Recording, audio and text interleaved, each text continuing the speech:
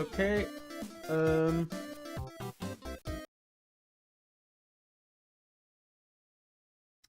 Awesome. Okay, cool. Uh, it's all running. Ah, I forgot my water. I always do this. I always do this because I'm an idiot. Um. Ugh.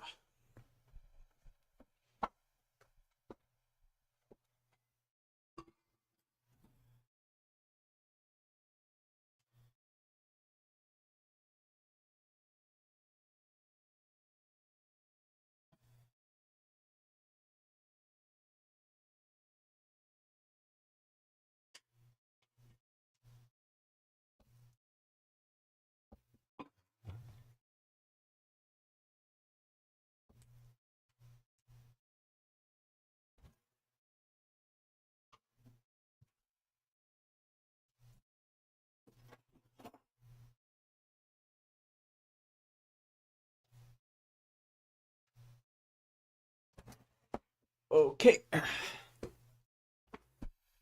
So I spent the last. Oh, let me turn on my LEDs. There we go. I spent the last like half hour ish, um, setting up my YouTube chat, um, widget, the YouTube chat widget,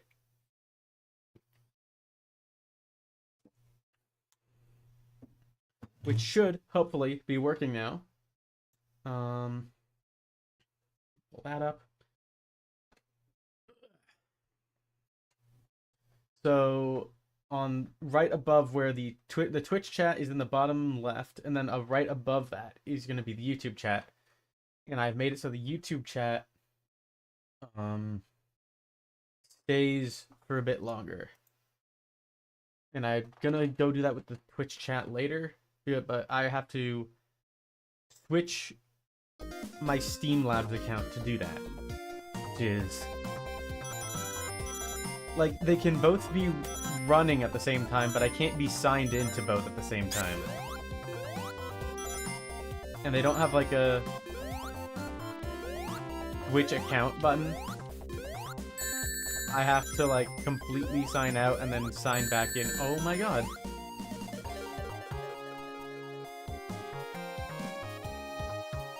This game just started. And I'm already getting tilted over it. But it's fine. It's fine. Smash? Why are you in... Wait, no, hold on. First of all... Wait, okay, hold on. I just confused myself so much. I thought I was looking at the YouTube chat. Hey. Today has been a long day. And for some reason, I'm deciding to play Sonic 3D Blast to end it. I did this to myself. Will you smash or pass? No. At least not tonight. Not tonight. Maybe sometime. I have a few, gimmick... I guess, is that the right word? Pokemon Smash or Pass? Dude, that is such a dead trend. That was well over a year ago, right?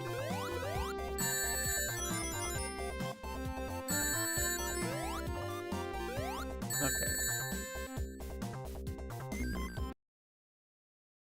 Like, maybe someday I do it, just with... But I need people on the stream, I think. And...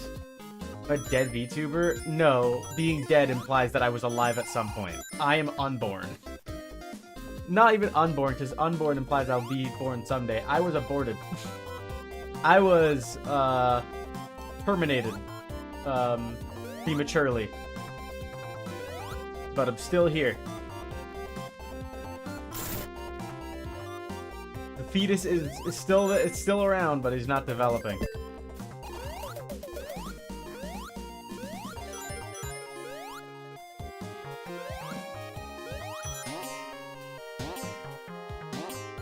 Your eyes hurt when you...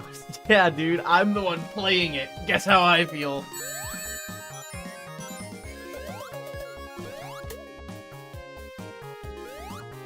Oh my god, is Frozen? What the hell? Yeah, no, this game sucks. What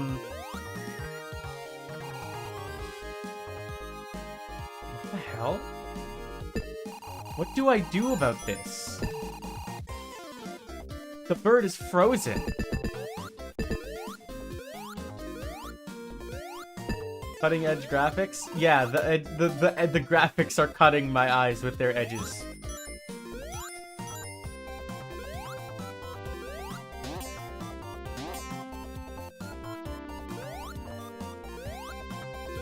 I don't know. I'm like kind of desensitized to it to a degree. Because I played it. I didn't play it a ton. You can confess to YouTube chat. They're not here though. I mentioned this. I don't know if you were in here. I have YouTube chat set up on the stream now, so you can see it. It's just empty.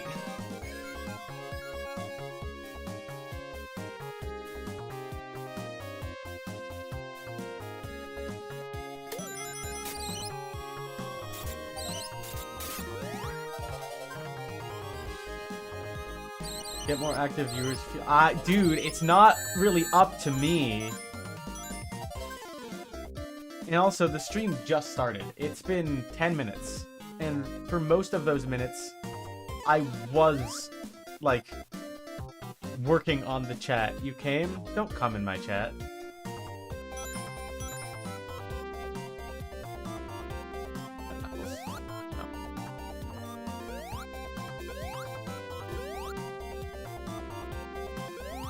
Why are you coming? Why are you coming? I'm taking a calculated risk.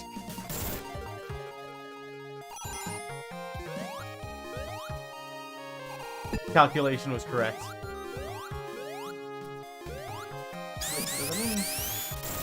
Oh, hell yeah. What the hell? Why did you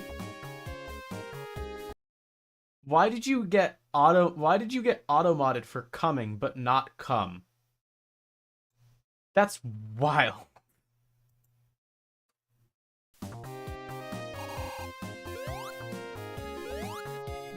Do not pause chat, please. Oh, and my mouse is on screen, damn it. Oh, there's a bird. Oh wait, do I have all 5? Okay, I'm just gonna slot him in. No, coming does not imply multiple times. Coming implies doing it, if you're in the process of doing it.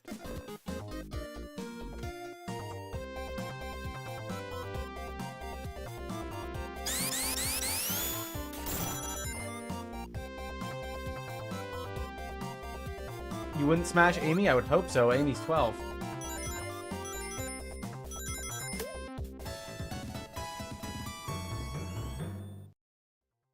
You better not be trying to smash Amy. Okay, and Knuckles. Okay. She's 17. She's not. She's literally not. The anime is Sonic X. There's one Sonic anime and all of the characters are the same age as they are in the games. Which is like very loose numbers, by the way. Like, everybody has a little asterisk next to their age because, like, they've never been directly stated, but they are there.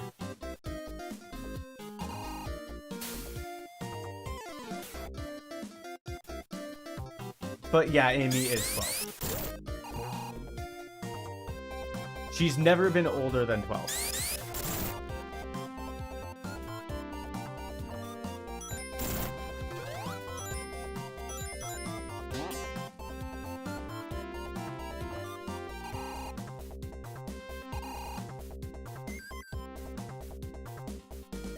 How did I do that? What the hell just happened?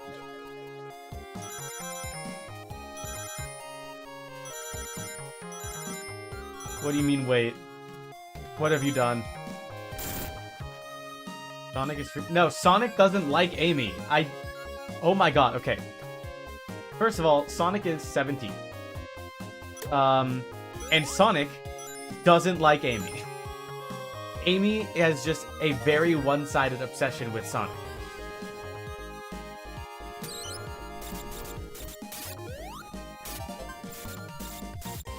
Sonic, most of the time, doesn't care about women. Dating women. Unless we're talking about the Archie comics. Or something like that. In which case, he is... Yeah, the Archie comics happen. I mean, they're not canon, but they, like, exist. Made out with a human girl. In his defense, he was dead.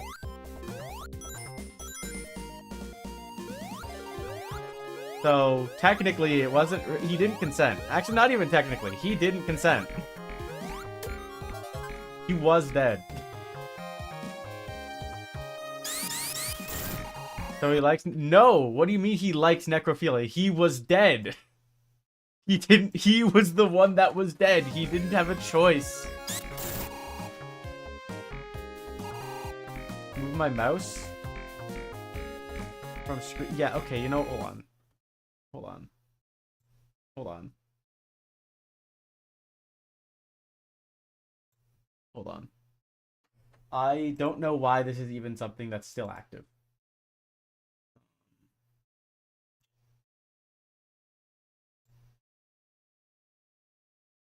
Too ungay? Oh god, I'm too heterosexual. There we go.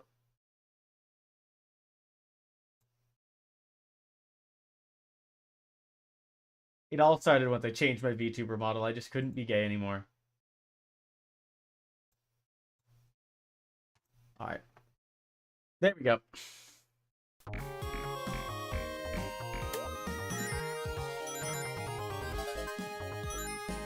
How old is Big the Cat?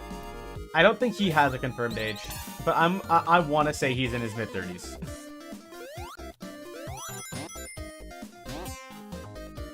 I genuinely believe that is the thing. I believe Big the Cat is like smashable. I mean, yeah, if that's what you're into. I can't judge.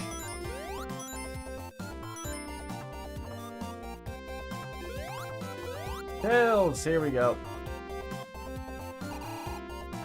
Tails is 8.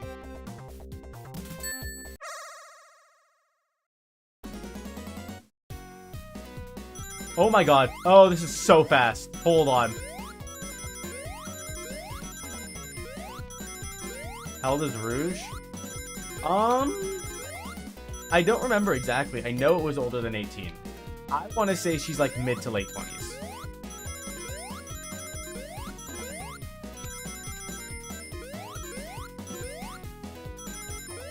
It might have been like... So yes, she's legal. Dude, did you really think Rouge the Bat wouldn't be legal? There we go. I have to open this now. I have this, like, lemon Fanta. There's a convenience store near my campus that has, like, a bunch of, like, cool stuff. Hey, maybe she's not 16.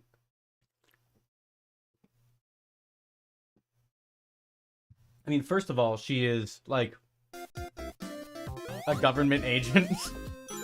I don't think there's gonna be 16-year-old government agents. Oh, fuck. How do I get back now? I don't, I guess. Wait. No fucking way. Did the enemies respawn? Or is it... No, they don't. They don't respawn. It's just... Those are the next set of enemies. God, I hate this. God, this is like my biggest problem with this game is this fucking flicky system. She's 18 canon? Is that... Did you look it up?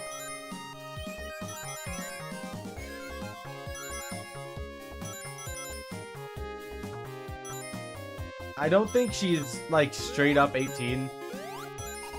You looked it up? Okay. I don't know. Sonic ages are just kind of, like, finicky, especially past, like, the Dreamcast games.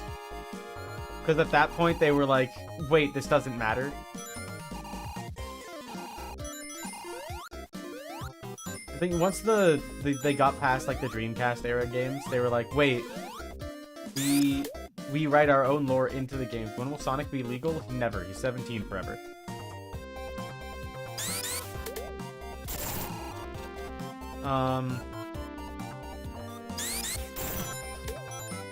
Depending on where you live.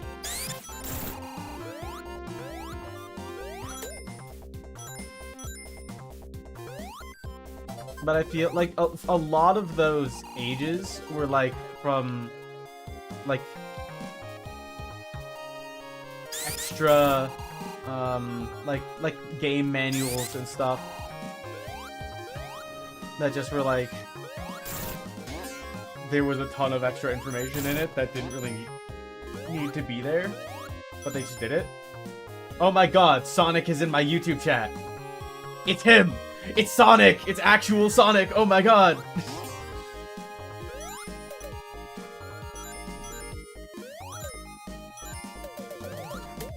Dude, this is awesome! This game sucks. I love it.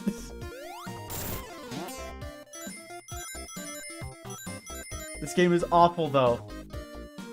It's, Twitch chat says, Sonic, are you single and ready to mingle?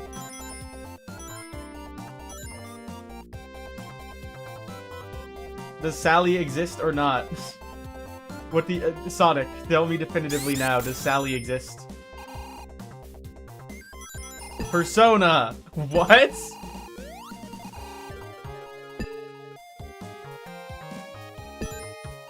What are you talking about, Persona? I'm not playing that today. I'm playing Sonic the Hedgehog.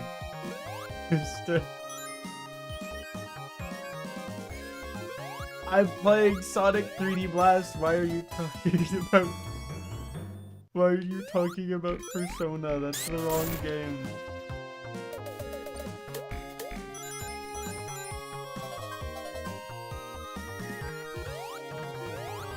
Man, it's so much better now that you guys can actually see each other in the chat.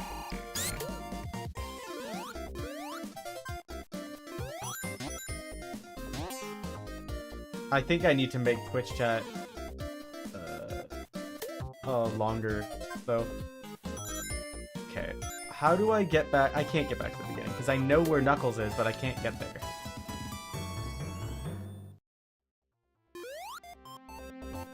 What the fuck? Am I missing one? Where? Where is he? Okay. Can I go back? Get to Knuckles? I increase YT chat size, yeah. But I want to increase the Twitch length, but yes, I can increase the size.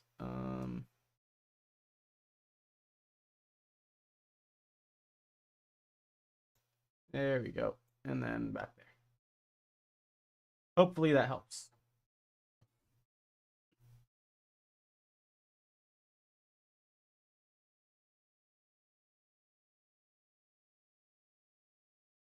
Sonic 06, I hated being in a bit.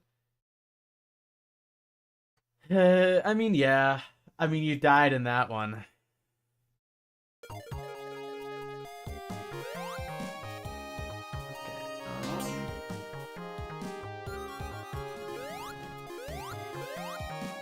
When will I play Sonic 06? I don't know, because I don't own it.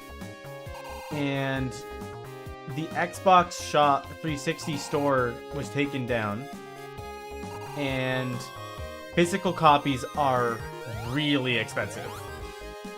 There's a fan port to PC. Yeah, I know about Project 06, but I don't want to play Project 06. I want to play the game as it was unfortunately released in.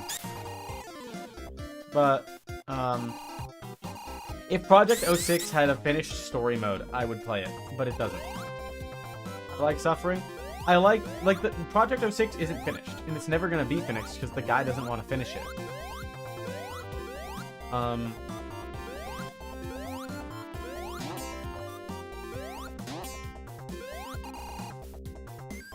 I finish it 'cause I'm not a programmer. I don't know how.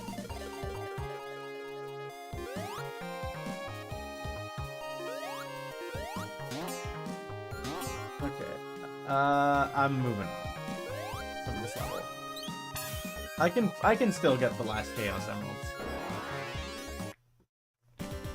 That's my only skill set being a simp, dude. I can't even do that. My skill set is Sonic the Hedgehog games.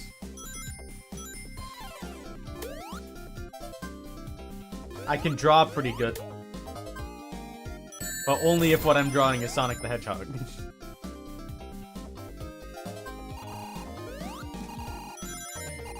Get back here. Get back here. Wanna watch me play Paper Mario? I actually would really love to do that. I need to get it. And I want to play the GameCube version because why not? Like, well, I'll get whichever version is cheap, really. Because I'm getting it secondhand, 100%. It's because I don't want to pay $80 for a port of a game. How much? $80. $80 is the retail. I can probably get a secondhand copy of either one of them for at least a bit cheaper. Like, I know you send Canadian gift cards. I don't think so.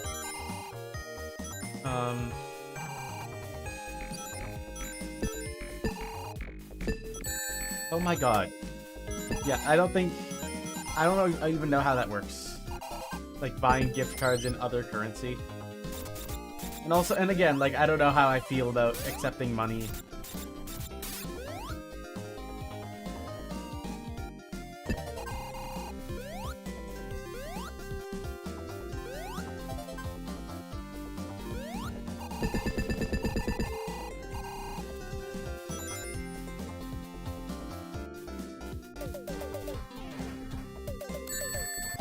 What the fuck? I could have had that shield and kept my rings. Just redeeming the gift card, that's all. It's still like, you know, you're buying it, somebody's giving me money. I just feel, I've always felt kind of bad about stuff like that.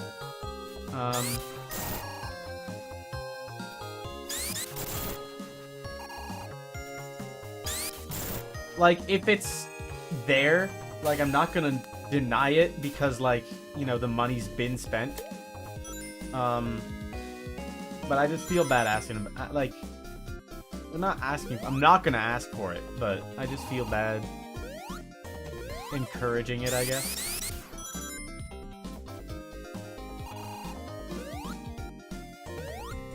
Bro's like my partner. What the fuck does that mean? What do you mean by that? What do you mean by that?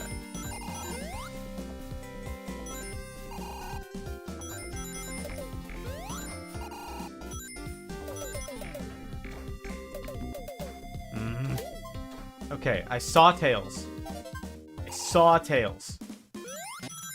Does the exact same stuff as you, but I had the rings!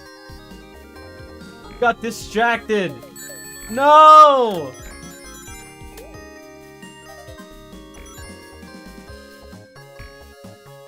Yeah, some people just are like that. Like, they don't... Like, money is a sensitive thing for some people, I guess. And it's not like... It doesn't come from a place of, like... At least for me, it doesn't come from a place of, like, not growing up with money. So, money is just sensitive. It just comes from a place of, like... I don't want other people to waste their money on me.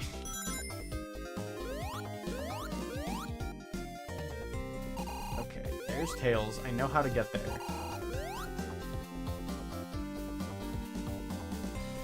You know, like, birthday gifts? That's different because then there's, like, a reason. There's, like, you know, you know, it's a birthday. It's okay to expect stuff on your birthday, I think, and like for Christmas and stuff. But I find like if it's like, what's the occasion for you to give me gift cards, right?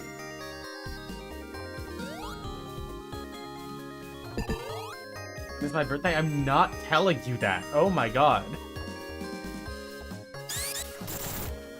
No, Tails. I'm not telling you my birthday.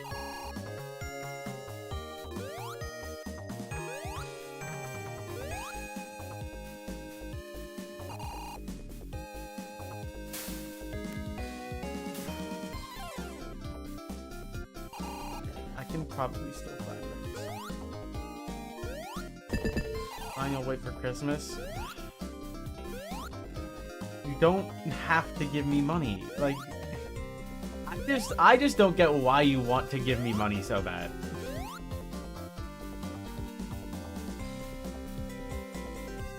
So I'm a streamer? I guess, okay, yeah, I get that it's like a streamer thing to, like, basically, all streamer money comes from chat. Like, I don't feel like I'm a good enough streamer to be deserving of that.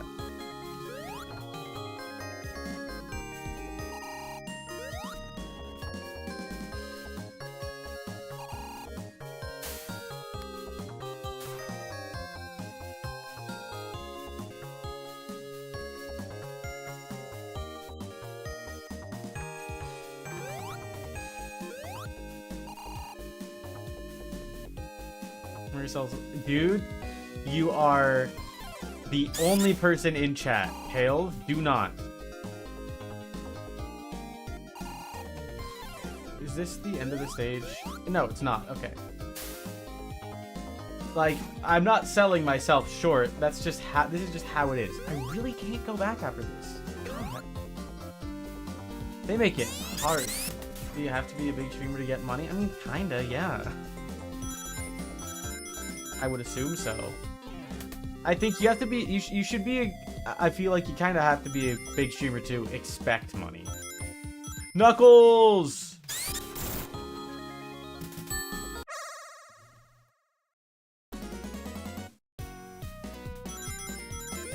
I don't think, and I don't mean like,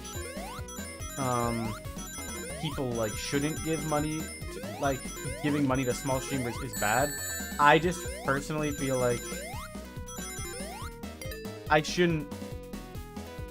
No, it's just I just in general feel like awkward taking money, and I feel like I'm not making good enough content to deserve it. If I had like 10k followers, I don't think I would deserve it because I had 10k followers, but I think having 10k followers would be a sign that I deserve it, I guess. Like, oh, yeah, for this many people to want to watch me, there must be some reason. So...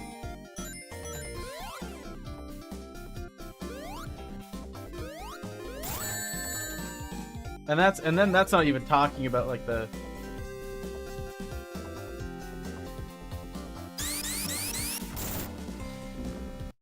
Fuck. Wait. Can I?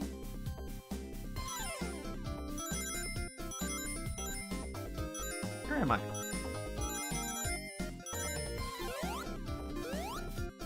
Can I get Tails now?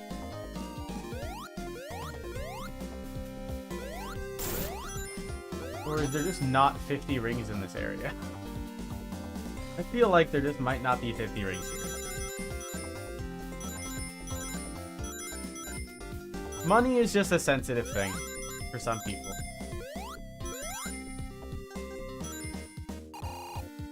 It can be...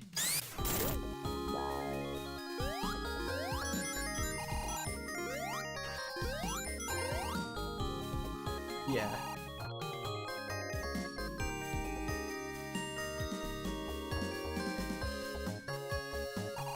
And then there's also, like, you know, power dynamic that comes from money. Also hates emulation? No. God, no. Emulation is necessary. Emulation is very, like, necessary for gaming these days. Okay, Tails. Come on. I avoid it if possible, but not because I think it's bad, just because... Well, I'm gonna get to that, why I'm not emulating Paper Mario. One, because, in my experience, anything past the N64 does not run very well on an emulator. Just in my own experience with it. I know it's possible to get it to run well, I just have never been able to. Two, I find that playing on original hardware makes it easier to enjoy it. Hold on. I'm in the special stage. I can't multitask right now. What I've found is that when it comes to older games, if I try to emulate it or run it on like a newer hardware, like if I try to play old games on the Switch, it's just like there's so many better games, for lack of a better word, I could be playing, or like it just doesn't feel right. It's hard to get invested. What's my 1K follower special? I will consider what that will be if that ever even becomes a possibility to happen. If at any point I think it's possible I'll reach 1K followers, I'll start thinking about it.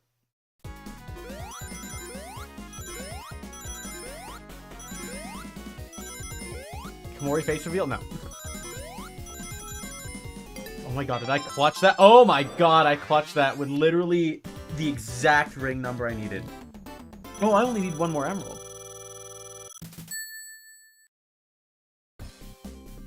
Hell yeah.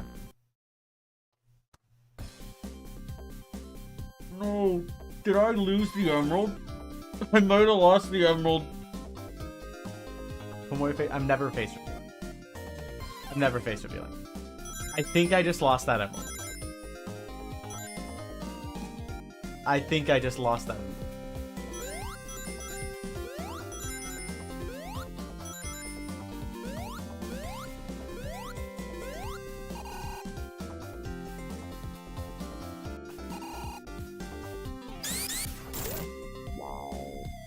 That's as charm as... Yeah, no, because I know if I show my face, any potential following I have is gone.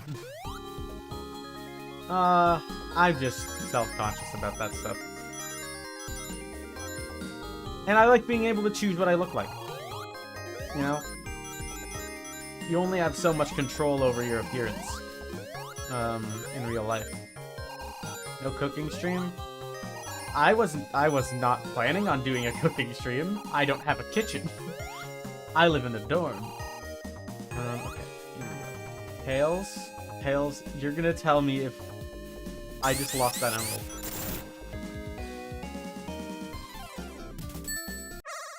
I totally lost it, didn't I?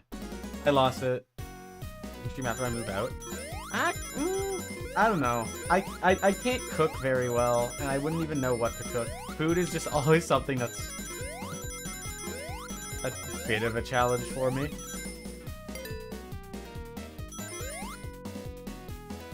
I said unrealistic. I probably won't stream for that long. Shut up.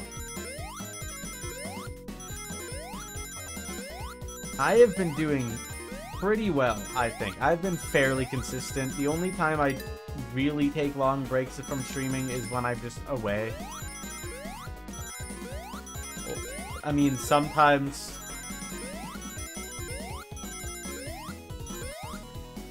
Wait. Are there only 6 emeralds in this game? I guess I didn't lose the emerald, but there's only 6. It's about life happening? Yeah, what? I did it again. But it doesn't matter. It doesn't matter. Because I can move on because I have all the emeralds. Not about, I know it's not about consistency, but I have no reason to believe I'll stop streaming anytime soon. I mean, first of all, once I move out of my dorm, that means the school year's over. I have 4 months of free time.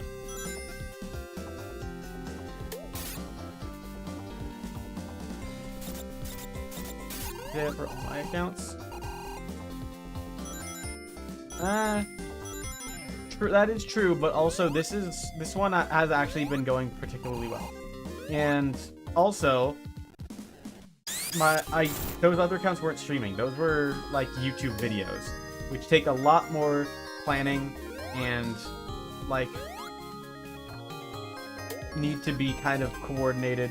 This I can kind of just click, like decide to do it and just do it, and it happens, and then it's done, and I can rest for the rest of the day.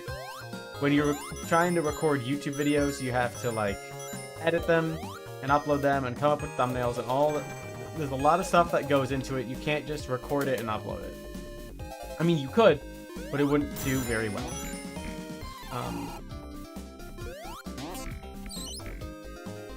Streaming is functionally just what I did, except it wasn't live. So nobody ever saw any of it. I think I probably have... I'd rather have a YouTube or Twitch following? Probably YouTube, honestly. Because it archives. And YouTube was just always the platform that I cared about. Right? You're on YouTube, dude. But, like, I never watched Twitch.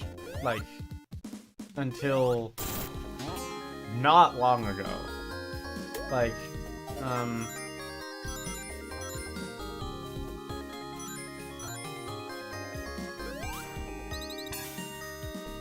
I don't know. I just... YouTube has a massive... Streaming has a massive delay. And...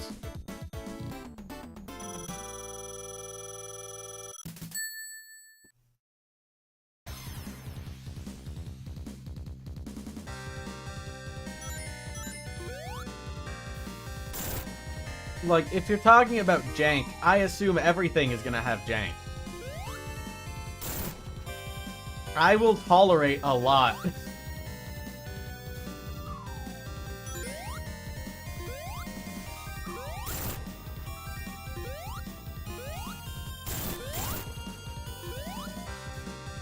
I just generally prefer YouTube as a platform to Twitch.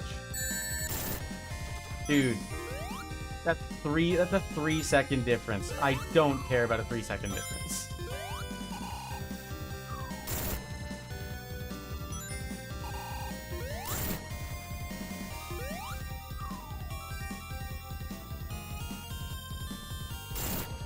Are you one of those people that thinks like the difference between 60 frames per second and 120 frames per second is huge? I'm not gonna stop dual streaming. I just like saying if I had to pick one, like I would pick YouTube just because I prefer YouTube as a platform.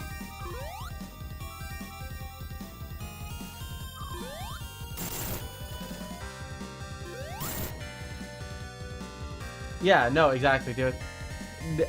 I don't know how people do notice anything above 30, because there's, like, no difference.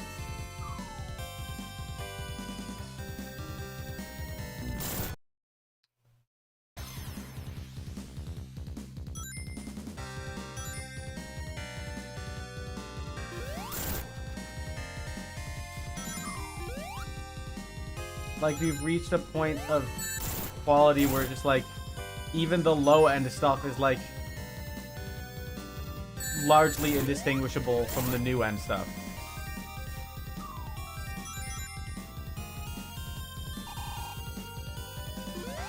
I think the only way that, like, video game technology evolves... Is Sonic getting Mewtwo Kiss during Pokemon Direct? How is Sonic gonna be in the Pokemon Direct? Pokemon Direct. Sega's not involved. Oh, come back here! Sonic! Fuck.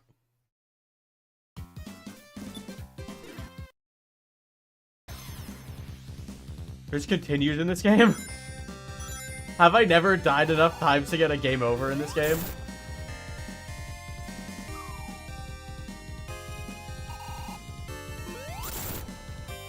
So hard to tell whether he's like floating or not.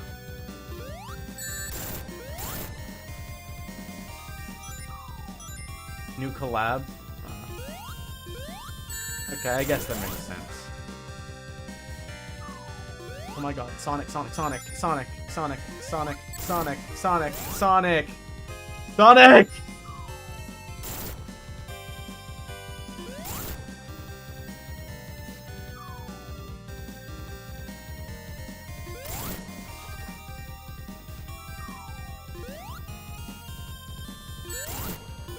Oh my god, it just disappears. Oh, fuck.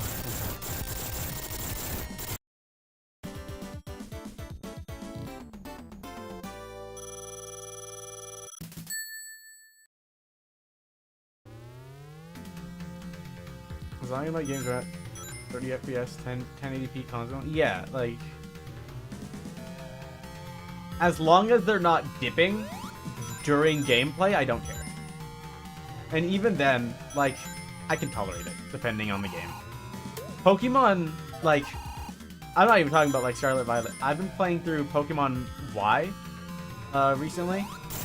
Just in my spare time. 720... Yeah, when the like actual like resolution changes, okay, I can notice that because that's literally there are less pixels. Like the jump from 1080 to 720 is a bit more noticeable.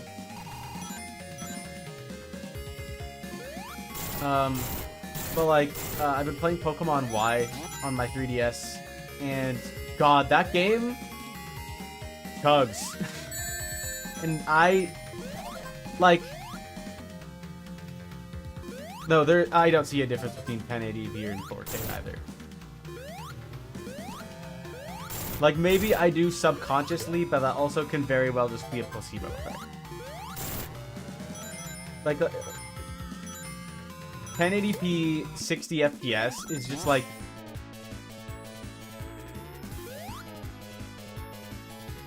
the absolute max we ever really needed to go. Because pushing it above that is like just making it harder for the game to run.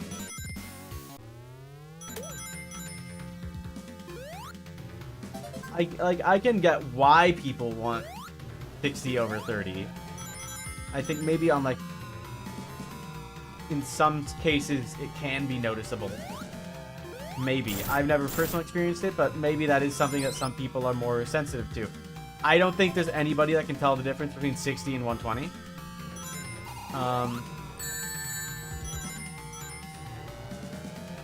I think if you just showed someone 60 FPS and told them that it was 120, they would believe you. Am I excited for The Last of Us 2 Remake Remaster? Oh my gosh, Remake Remaster Re-Released Ultimate Edition?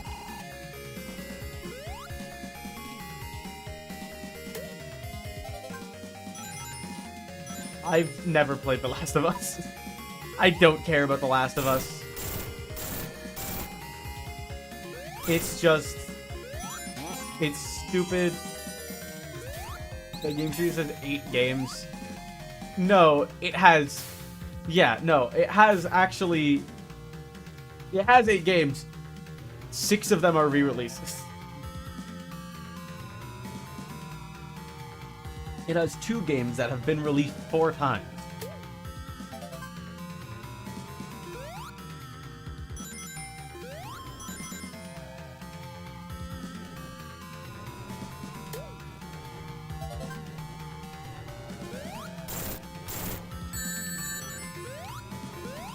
Oh, hello, person in YouTube chat. What the hell is this? This...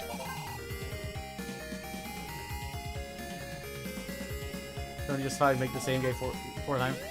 I mean, at least it's not Nintendo charging $80 for their literal, like, backlog of games.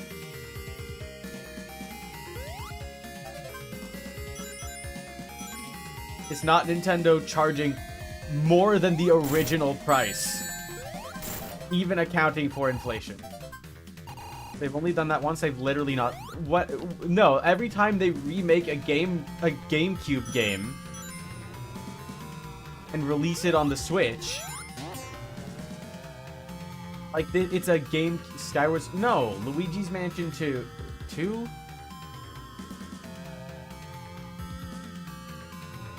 2 was the one that was on the Switch, not 1. But still, like, Thousand Year Door looks good. It doesn't matter if it looks good. It was a GameCube game. Like, you're selling... It looks... I don't care that it looks good. You're selling me a game that came out years ago for full retail price.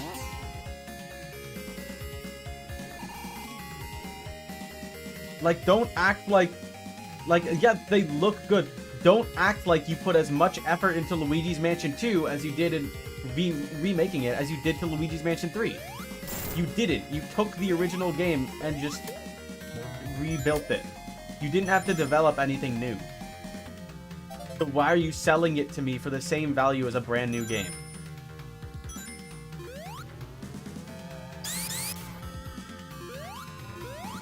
Like, yeah, they look good. That's not the problem.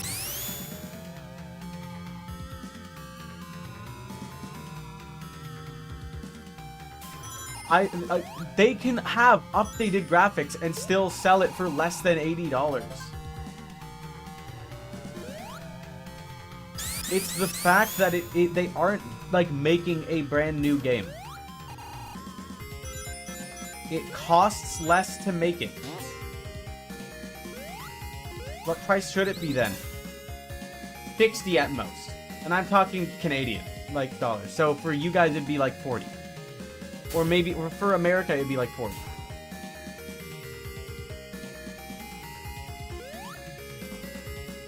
Metroid Prime is $40? No, the fuck it isn't.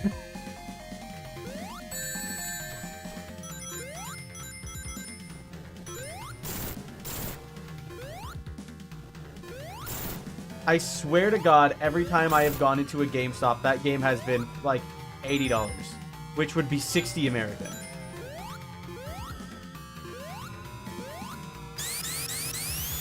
Paper Mario, $70. And like, Paper Mario looks good. That game isn't like worth $70 on the Switch. Or sorry, $80. $79.99. So I for some reason round down, but it's $80. It's not worth that. And it's literally has nothing to do with the quality of the game. Has nothing to do with the quality of the game and everything to do with the fact that it is just a remake. Not even, it's a remaster.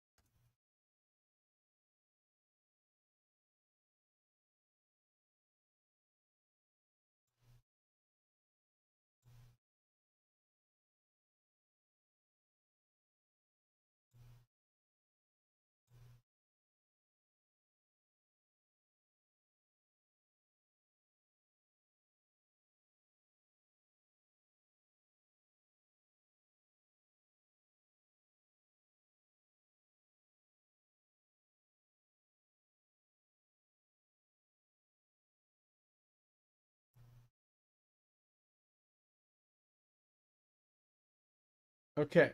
So yeah, Metroid Prime. Yeah, Metroid Prime. Okay. That's what all of them should be.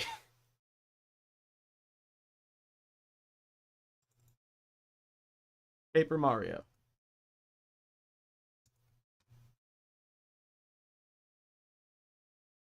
$79.99.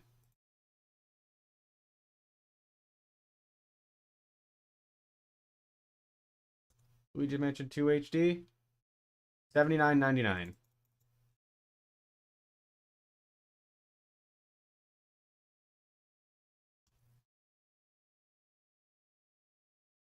Skyward Sword HD. $79.99.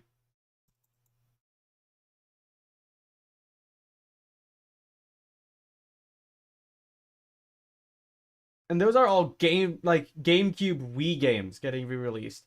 So like, okay. What about the goddamn like re-released Final Fantasy games? And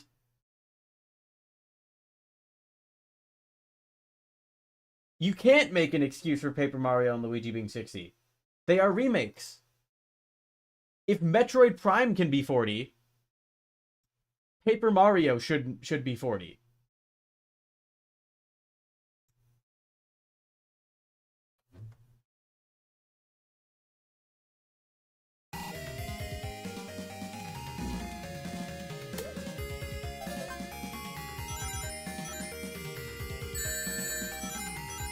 You can maybe make a case for Luigi's Mansion 2, since it was a 3DS game. They kind of do have to completely rebuild it and like change things to fit the fact that it's not on the 3DS anymore.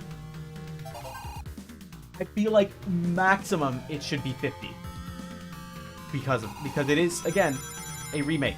You're not making something new. Persona 3 Reload was $70. Yeah, it's $90 in Canada.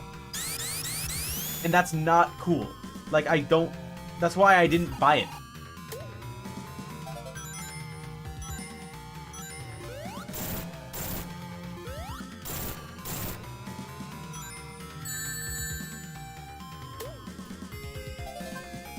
Honestly, I think Reload could be justified for being 60.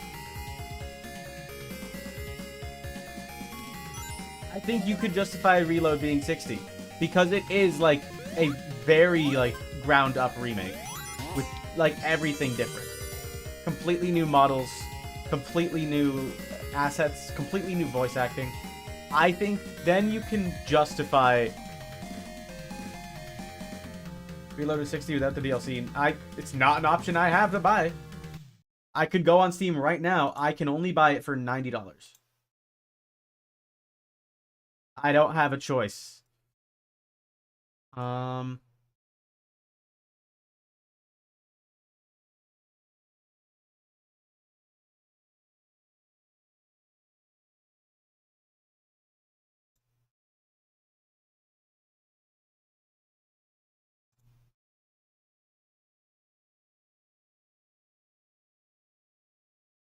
Actually, no. If it's $90 without DLC. With DLC, it's $106.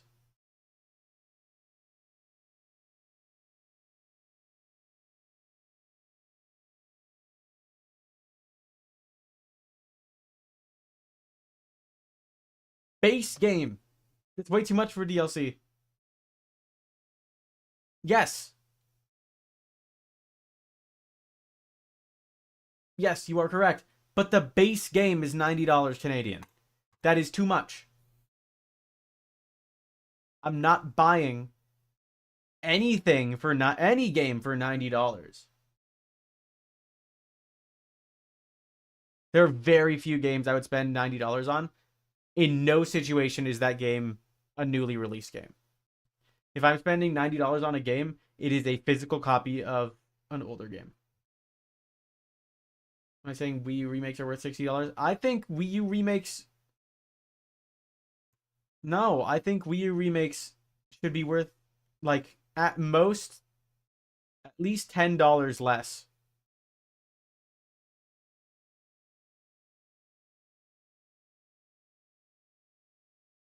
Because that takes the least amount of effort, because it's not a remake. If they're porting a lot of new content, do they? Really? Like, Bowser's Fury. Bowser's Fury, I think that's fair. Bowser's Fury was an entirely new campaign. That Bowser's Fury, I think that was worth $80. I think that was fair to be worth the $80 or the $60. Okay, fuck it. I'm talking in American money. This is... Nobody cares about Canada. I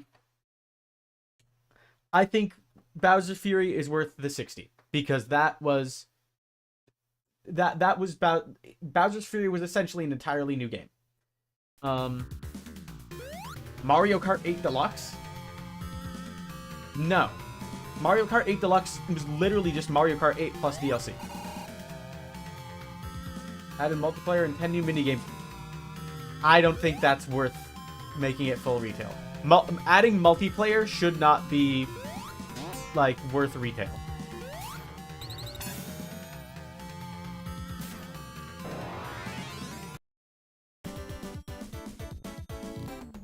Minigames should not add to the price.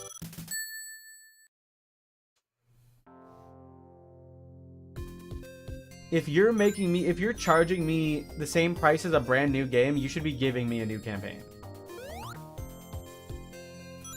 Like Bowser's Fury. Super Mario Bros. Wii U gave us 2 games plus 2 DLCs.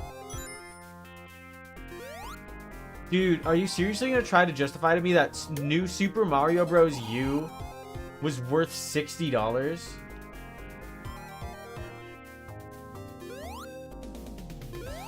I don't think new Super Mario Bros. U would have been worth $60 initially being released. And this is coming from someone that does enjoy the game. But it's new Super Mario Bros. They basically just vomit out those games.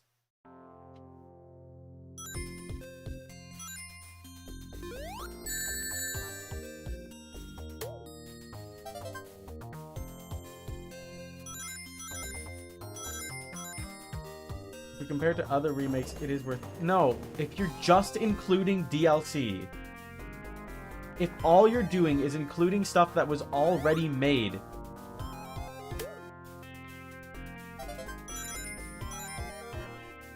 then it's not worth the same amount. They're giving us 2 games in one. But what other game? Genuinely, I don't know what other game you're talking about. I have new Super Mario Bros. U. I don't know what second game you're talking about.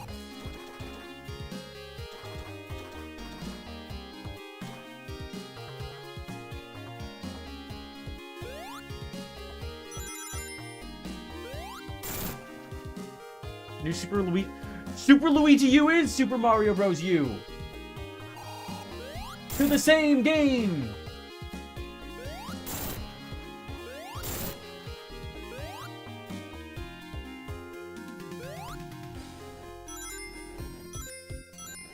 They sold it separate. And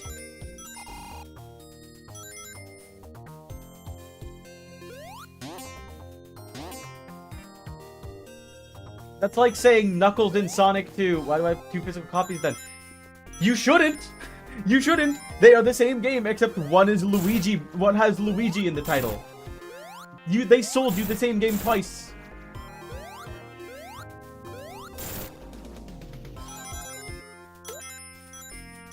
But they changed the gameplay barely. You can play as Luigi in New Super Mario Bros. U. I don't know if you can in the base, like, original one. Like... Are the levels the same?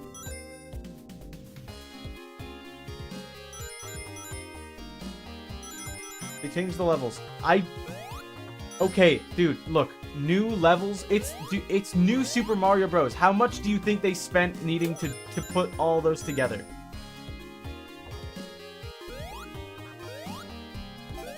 Do you think they spent enough money? I'm not even talking about developing the Luigi U. I'm talking about just slapping him together. Only 100 seconds to beat yourself. Adding a timer is not effort.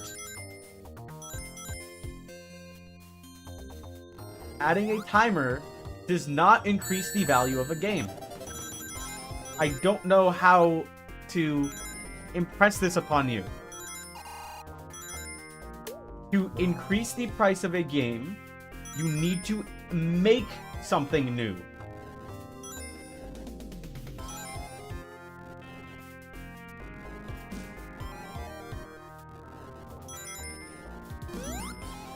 Barely. Barely.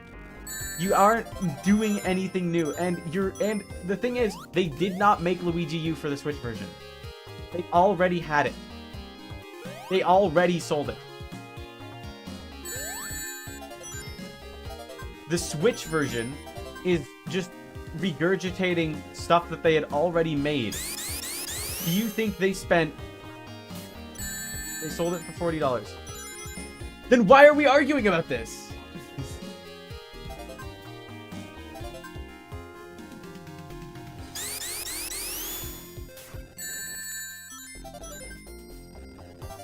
Because the point I'm trying to make is that they shouldn't have sold... They shouldn't sell it for $60. Why are we arguing about this if they didn't?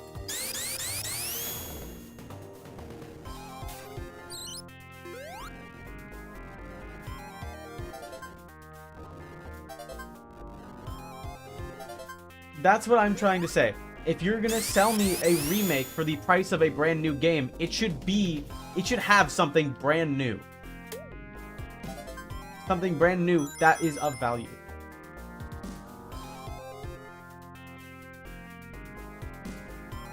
Okay. Yes, the original games were $60 and $40. But it's not worth that when you slap them together and put them on the Switch. Because they already sold those games. Also, we need to factor in no one bought a Wii U. No, we don't. That's on them.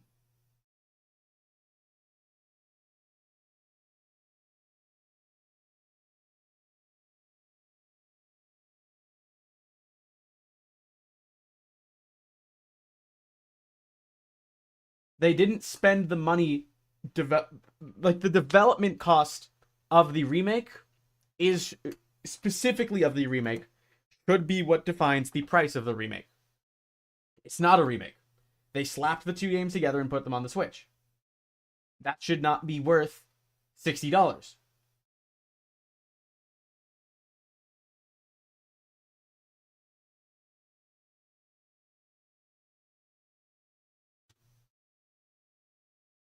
Because it doesn't matter what effort they put into the original game.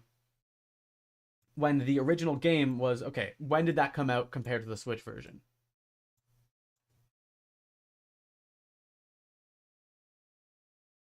New Super Mario Bros. U 2012. U Deluxe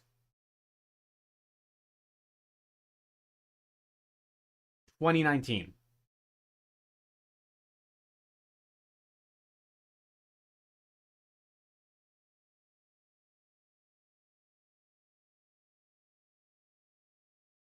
They sold you a game they made 8 years ago.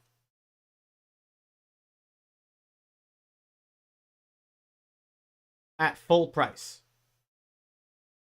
And the only thing they did to change it was just slap some other stuff that they'd made 6 years ago in with it. That does not make it the same value as a brand new game.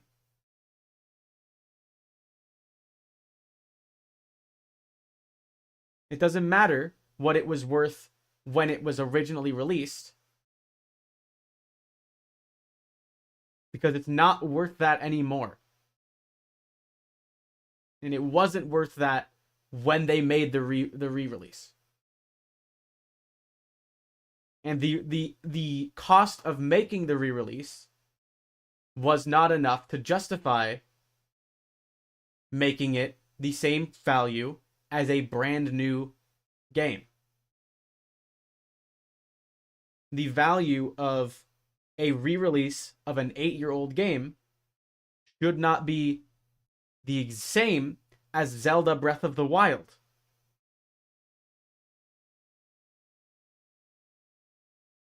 Because those two things are clearly not the same. One is clearly much more low effort, but they're able to sell it for the same price because they're Nintendo.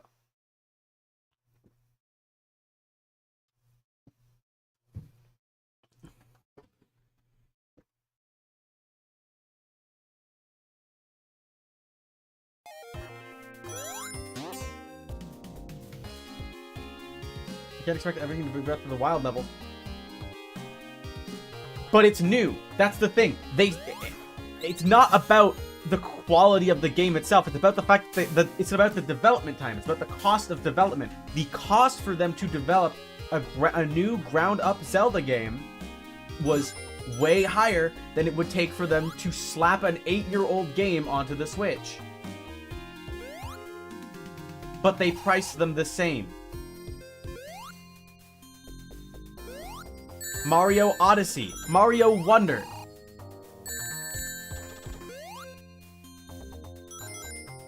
Yeah, actually no, this is a great comparison. Mario Wonder and New Super Mario Bros. U were the same price at launch. Do you think those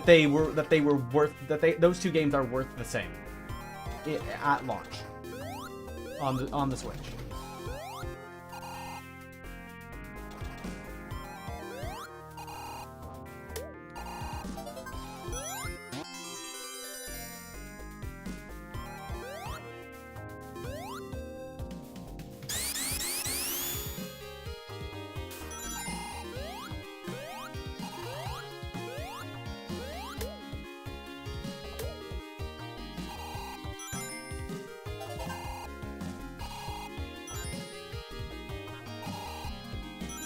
Like, a game can suck ass and still be worth, like, the full retail price at launch because it's the launch price.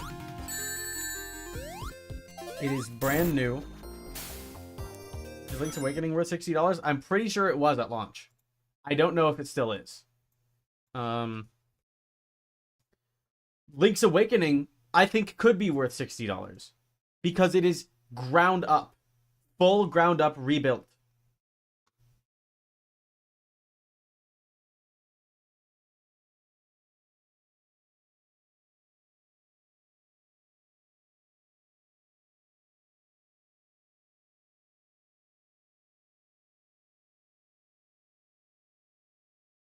Ground up remake, but they can reuse assets for that.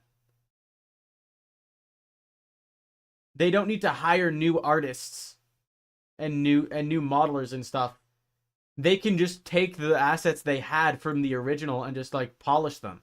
You can't take the assets from the original Link's Awakening on the Game Boy and turn it into that, right?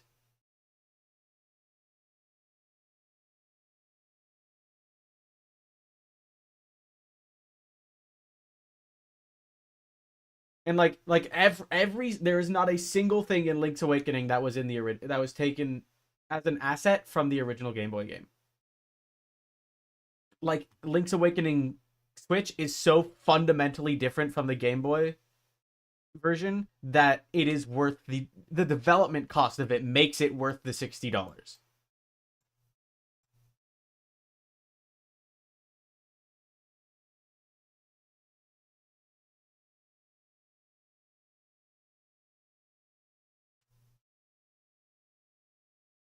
Like, you have to take what you're taking. You shouldn't be taking into account the original development price when it comes to stuff like this, because that is not a factor in this release, right?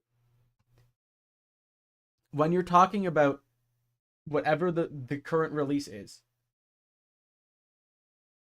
SNES, NES, and N64 remakes are worth $60. It depends on how ground up rebuilt they are. If they made a Mario 64 remake using like brand new assets and not a single asset was taken from the original Super Mario 64, maybe, yeah, that could be $60. SNES remakes, like, I need to stress that it has to be a remake, ground up rebuilt.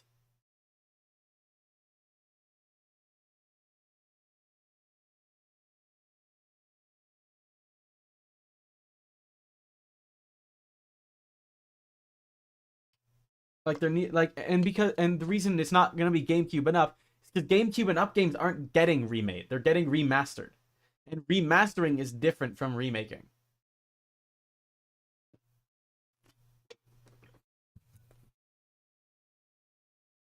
Like, inherently, a remaster is less valuable than a remake.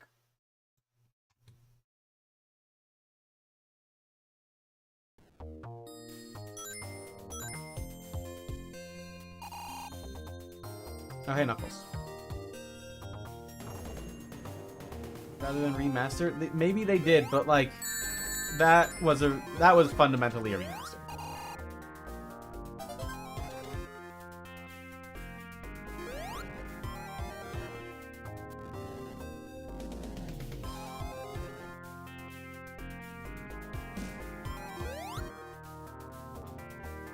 I think they just got away with calling it a remake because it was Paper Mario, so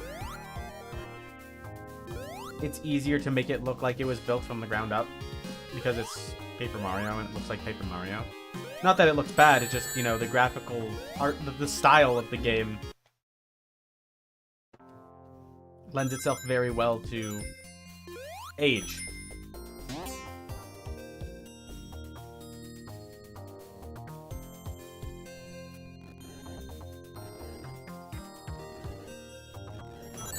Like, you can take the original Paper Mario assets, you know, freshen them up a bit, tell someone that you made them brand new, and they'll believe you because they just age so well.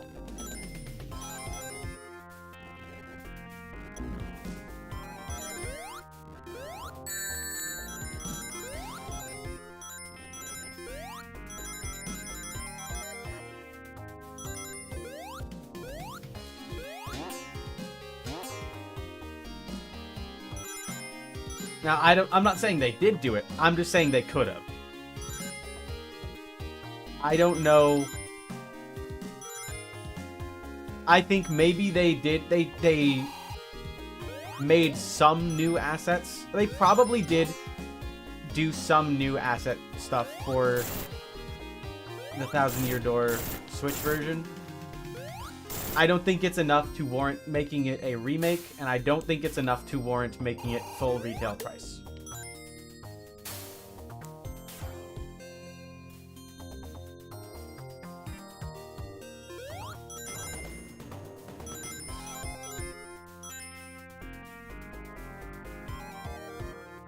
I have 5 viewers. Actually, that's not that unusual. I actually have stopped paying attention to my view count. I don't have Twitch. I have Twitch open. I don't have it, like, in front. The only thing on my monitor is the game, the 2 chats, which I've popped out, and OBS.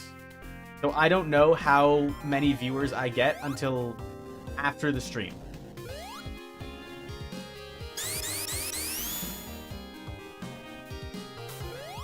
And I do that on purpose. I'm an idiot. I have been roaming around an area that I already did, because I thought I needed to find the next thing. So many lurkers. Yeah, no yappers. Lurkers are fine, you know. Admittedly, this has been a very entertaining conversation. So I can definitely see why some people would wanna, would maybe wanna, you know, stop and enjoy the chaos. And also, there could be people watching on YouTube right now. I think people on YouTube especially tend to lurk more than they tend to chat. Wouldn't I rather have yappers than lurkers? I mean, yeah, but, you know, that's out of my control. And I think if I'm gonna, I'm inevitably gonna have more lurkers than yappers, because that's just how people that watch live streams tend to be. And so if I'm gonna have lurkers, I'd rather not know that they're there, because that makes it uncomfortable for both of us. Back to topic. Yeah, you're fucking stupid. You think games should be expensive. The remasters are never worth it, but remakes are. Remasters, again, it depends. It very much depends on how remade the remake is. But generally speaking, a full ground-up remake is worth retail price. A remaster, and when I say ground-up remake, I'm talking about, like, you know, Link's Awakening DX. Talking about, trying to think of another, BDSP. Even though those didn't turn out great, those were ground-up remakes, so those would be worth the full $80 or $60. Bowser's Fury isn't a remake of the same graphics. Yes, but it also has an entirely new campaign. Like Bowser's Fury itself is so fundamentally different than just Super Mario 3D World. It's essentially an entire second game. In campaign 6 hours. Yeah, that's quite long. Like, yeah, sure, it's not super long, but, like, it's lengthy enough. Like, Bowser's Fury is its own thing that itself wouldn't be able to sell for that amount, but including it with 3D World makes it worth the full retail. Because it is just so much its own thing.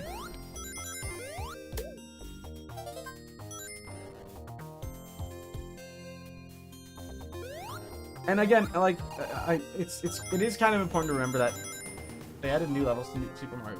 No. You would have to make, like, it can't just be some new levels. Like, it'd have to be an entirely new campaign.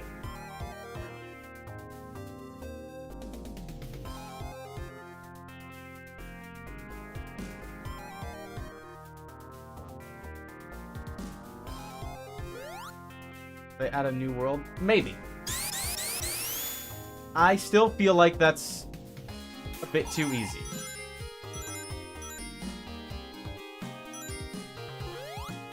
You know?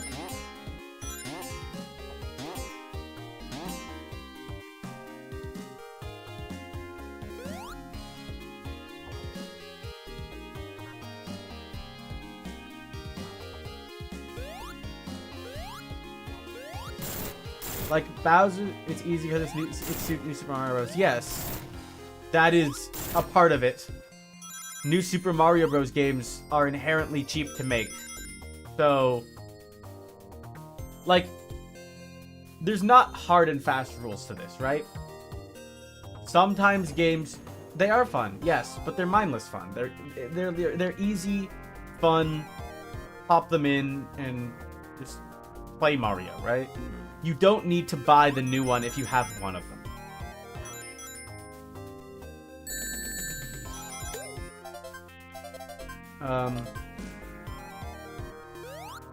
And that is something Nintendo knows, and I think that's why they just re-released, yeah, if Mario Maker is on the console, then you can't justify. But unless you make it cheaper. You can justify New Super Mario Bros. If you make it cheaper than Mario Maker.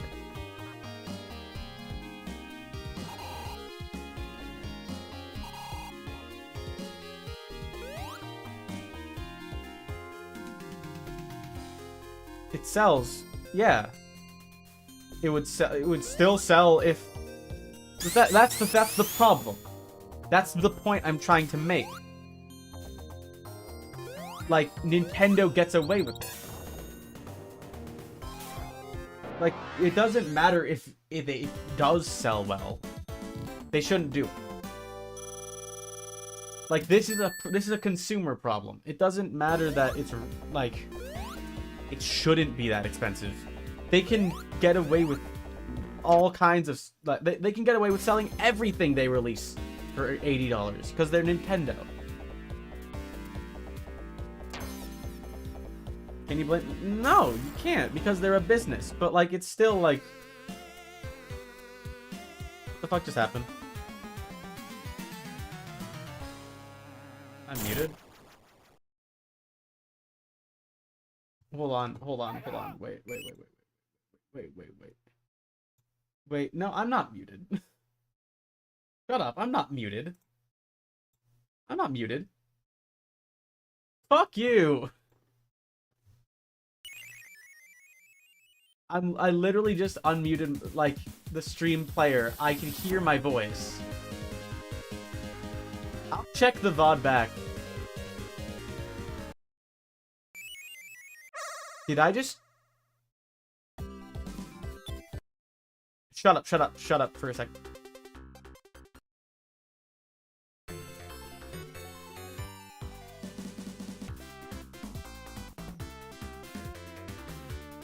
No. No.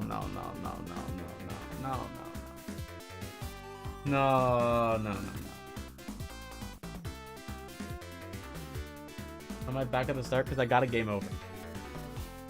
I don't have any continues.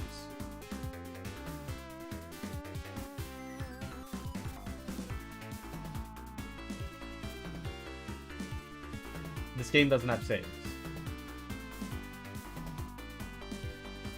That save states I've been using, because if I did, it would mess up the stream.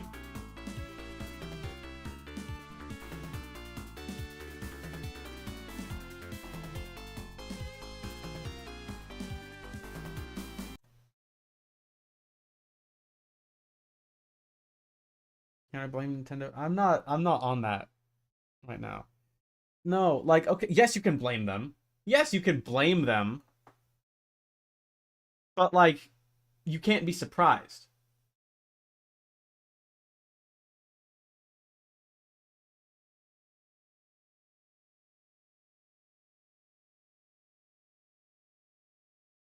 It's human nature. No, it's capitalist nature.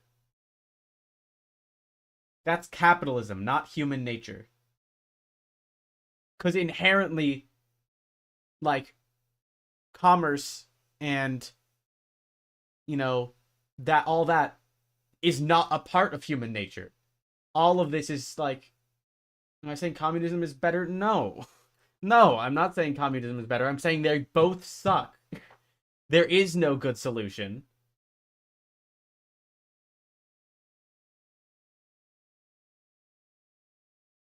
But, like, capitalism sucks.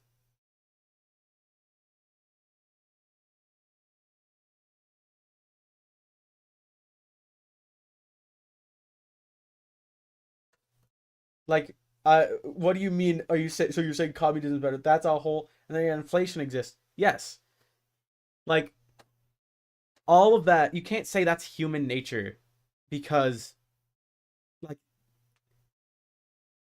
you know, economics isn't something that was made by humans. We weren't born with that. It was something we did to ourselves. We're made to think this way. Yeah, we did it to ourselves. It's not. We're not born like this. So you can't say it's human nature. It's the nature of capitalism. And so they're going to do it because it works. Nintendo is always going to sell their stuff at the highest price they can. Are they going to crack into selling for like $90 like other AAA is doing? Maybe. Um they could probably get away with it. Um why do they randomly sell stuff for $40? Because those are the things they know they can't sell. Sometimes it's, and maybe it's just marketing. I'm not a businessman. I don't know. I don't know what goes on in Nintendo's heads.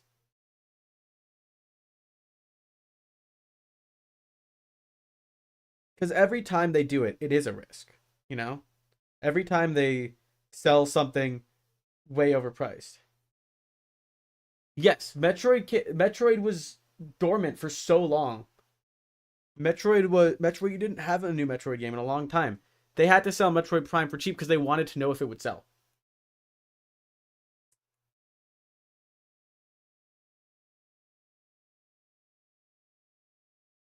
They wanted to, and I think honestly, they wanted to know if they should move forward with Metroid 4 or Metroid Prime 4.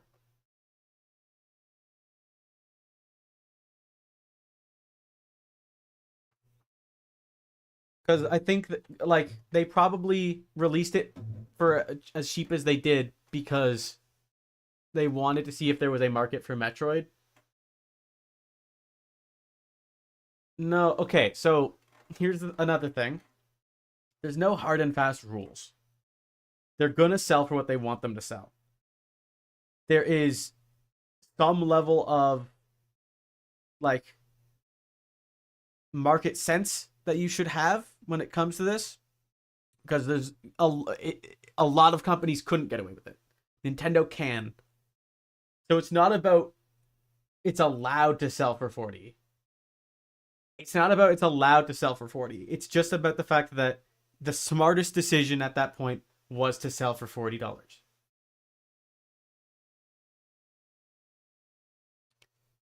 Metroid, I think there's a very clear difference in the way that they approach bringing back Metroid and bringing back Pikmin. Metroid was like them dipping their toes in the water of bringing Metroid back, because I think they just did not have a lot of confidence in it for a very long time. Um, so like they released Metroid Dread. They wanted to see how, like, a brand new Metroid game would perform. Um, and I think they did this backwards personally, but they wanted to see how a brand new Metroid game would perform. Um, and so they released Dread, and then they released Prime to see if there's still, an audience for Prime, and they sold that for way cheaper. probably because they just, released Dread a few years earlier, and they probably didn't think they could get away with selling a Metroid Prime game, a Metroid Prime remaster for $60 right after a brand new Metroid game. And the only reason they really wanted to remaster and re-release Prime was just to test the market. Because after that came out, we got the announcement that Prime 4 was coming out. But with Pikmin, I think they really wanted to push Pikmin. Like they weren't being careful about it. They wanted to like really push Pikmin for that time frame, because we got Pikmin 1 and 2. And when was Pikmin 3? Hold on. Um just really quick. Here we go. Pikmin 3 Deluxe.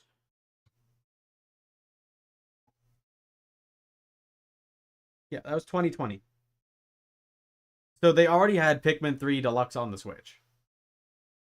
So they already knew there was an audience for Pikmin on the Switch. And so when they were releasing Pikmin 4, I think they were just like, let's really push for Pikmin to be on the Switch. Let's have our entire Pikmin game library available on the Switch.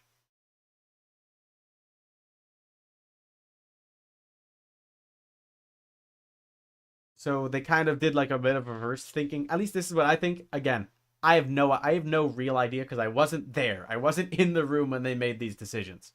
But um I think rather than using the fact that because they weren't testing the market, they instead used the hype for the new game to justify the high price of the re-release.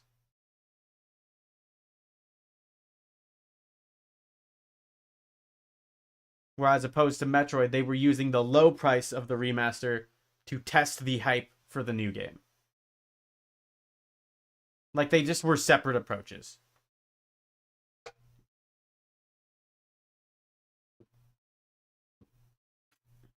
Because we got Pikmin 1 plus 2 after the announcement of Pikmin 4.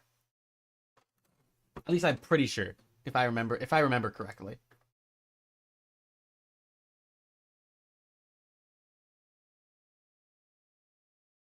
Yeah, yeah, yeah.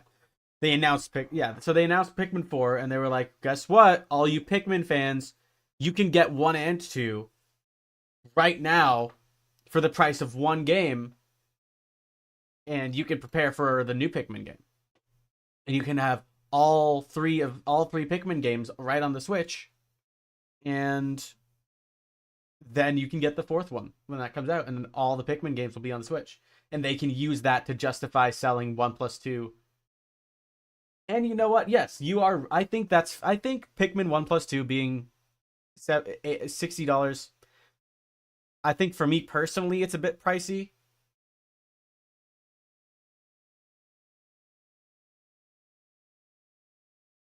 I think it's a bit pricey for me personally, but I can see how it's justifiable.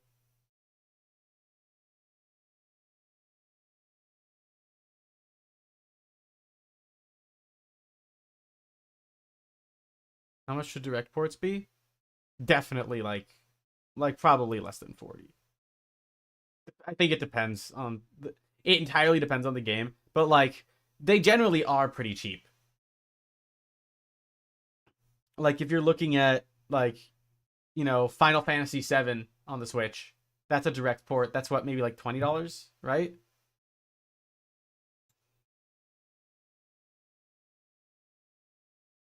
Yeah, they had no graphical upgrades. So yeah, maybe they shouldn't have been 60 then.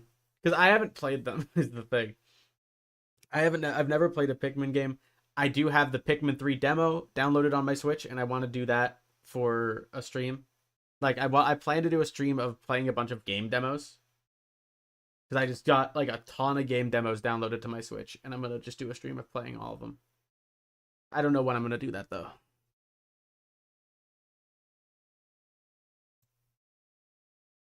Anyway,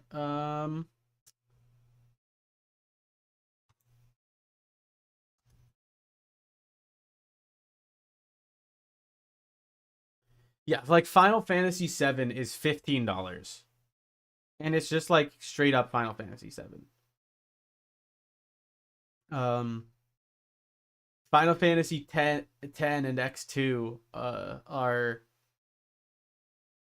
they're bundled, so then okay, they're $50, which okay, I think is fair because I do have that one, and I think it is pretty good.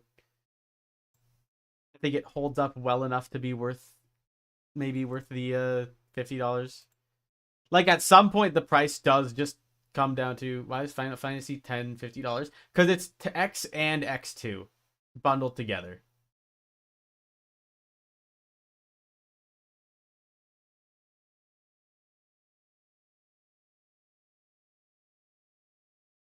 Like it's one game. That's just both. Shouldn't it be 30? Maybe, yeah. Okay, well actually I am going by Canadian prices. Actually, am I? Is this Canadian prices? No, I don't think it is. Hold on. I think this is American price. That's wild. Hold on.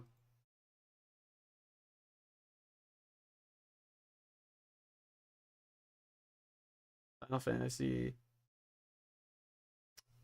Yeah, no, sorry. It is $50 American. It's 60 Canadian.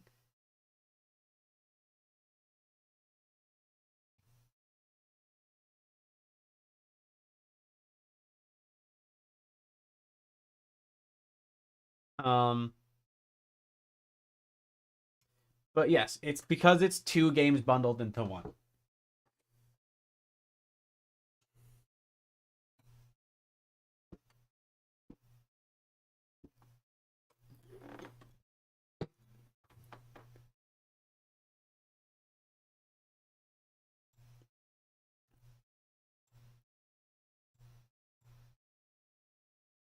Don't afford Golden worth $20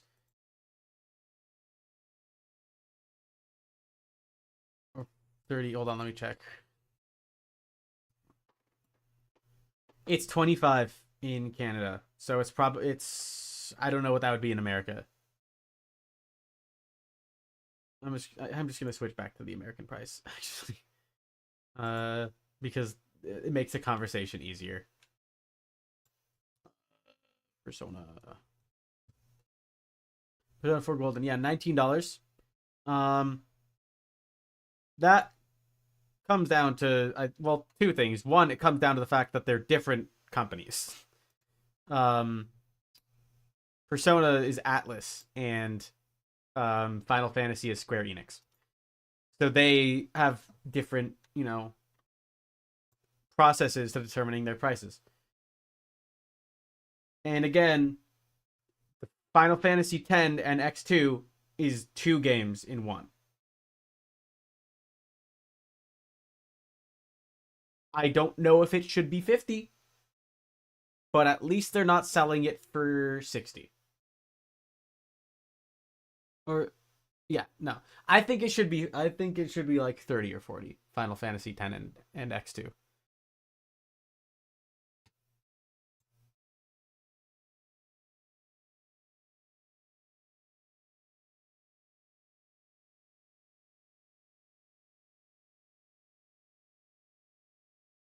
It's not much, but it's something that's exactly what I am saying. What do you mean it's like saying, "Hey man, it's not much, but it's something." I am saying that.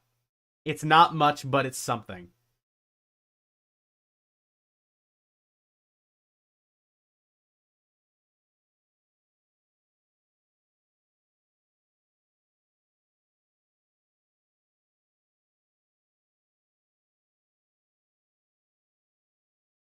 And like, yeah, if you do kind of have to like, why are we settling for nothing? Because that's the point we've reached in society. I'm not saying any of this is good, and I'm not saying this is how it should be, but it's how it is, and we don't get to have a lot of a say in that. You can say you want to vote with your wallet, but it's very rare that enough people do that to make an impact.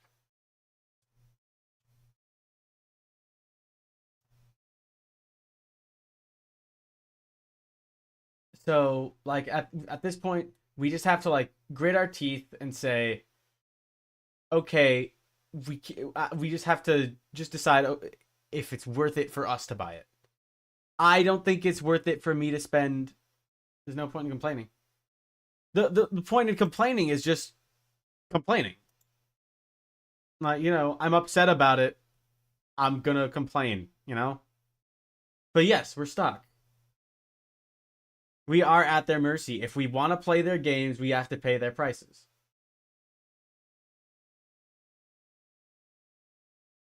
You can be disgruntled without trying to make a difference.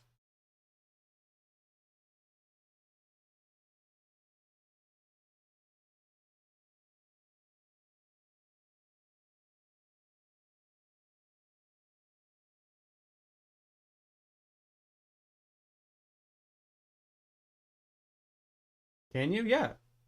Of course you can. Why can't you? You can be vocal about the fact that you don't like something, if not just for the sake of conversation. Like, this is just the way the conversation went. Discussion is that is human nature.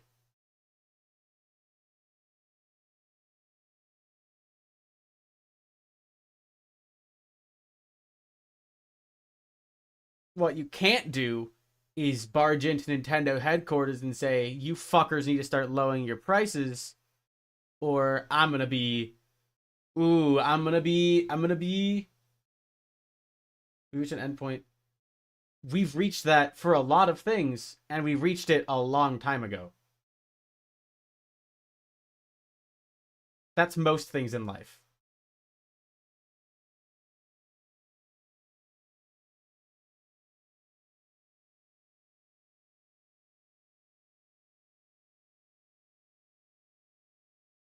I'm not, and so, in this convo, yeah, of course we can't do much about what's happening. What were we ever going to do? All we can do is decide, is it worth it for us to buy it? I don't think it's worth $93 Canadian for Persona 3 Reload. I can't do anything about the fact that it's that price. I'm just not going to buy it until it's on sale or its price drops. That's all you can do. And maybe at some point enough people will do that for it to make a difference. Nintendo never does sales? Well, that's not really up to them because it's not their game. But yeah, they don't do sales. And so maybe someday they'll keep racking up their prices and enough people will get fed up that they just stop buying the games. We can't make that happen. The only thing we can do is do it for ourselves, and maybe enough people will do that to make a difference. A difference can be made. There's an end. There can be an end. We just can't choose to make it. We can't intentionally start it. It just has to happen.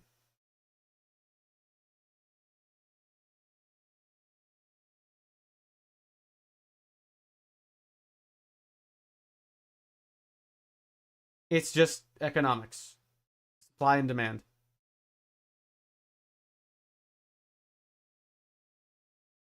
The demand is great enough that they are allowed to supply for that high of a price. If people reach a point where they're not demanding it that badly to the point where they're willing to pay hundreds of dollars for a single game, then yeah, they're gonna have to stop. Like, there is a limit to how high they can price their games, and that limit is what people are willing to tolerate.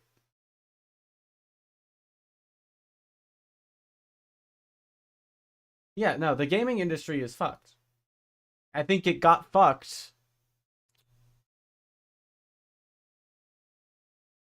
Mm, I think most things got fucked in 2016.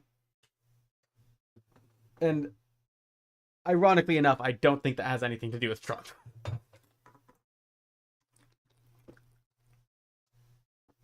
$100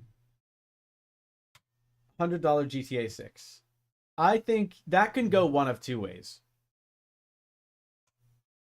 And I think it'll either go in the way of encouraging higher prices or discouraging. And it all is going to come down to not just the sales, but the reception to the price. Well, no, I think it is ultimately going to come down to the sales. They're not going to care if people like it. They're just going to care if they buy it. But I do think there is a solid chance it doesn't sell well purely because of the price point.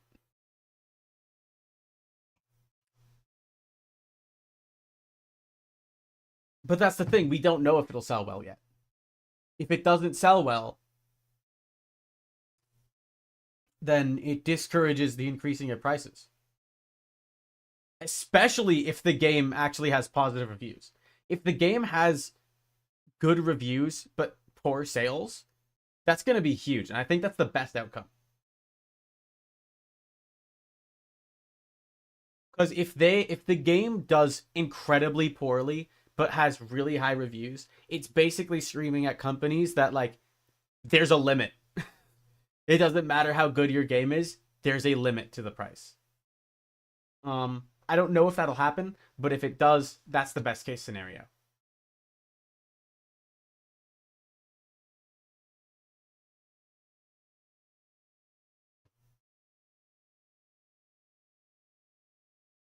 That doesn't happen in the opposite. Yes, in the opposite case, if it sells well and does poorly, if it sells well and has poor reviews, then we are in deep shit. I'm just gonna play the music so the music is running in the background.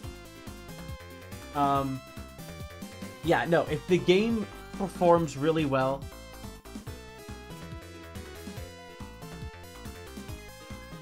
yes, but those are indie games. Those aren't gonna affect major companies. You said it yourself. If GTA can do it, why wouldn't other major franchises?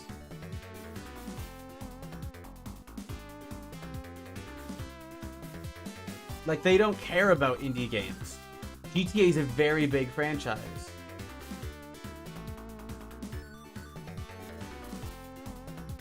Minecraft is AAA now. Yeah, but it's also Minecraft.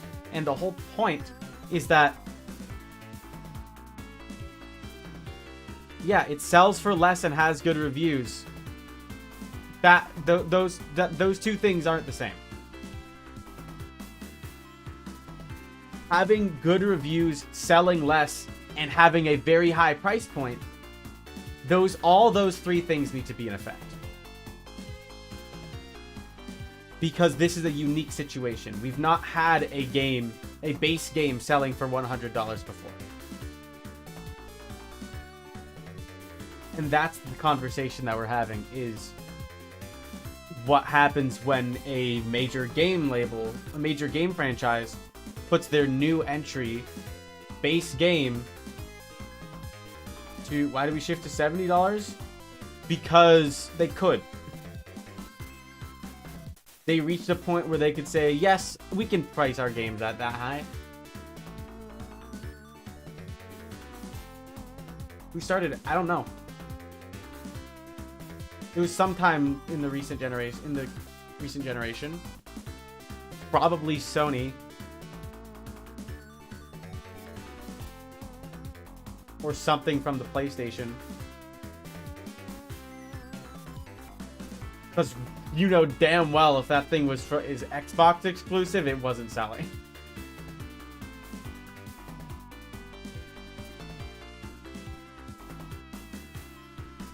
And it did sell well, yes.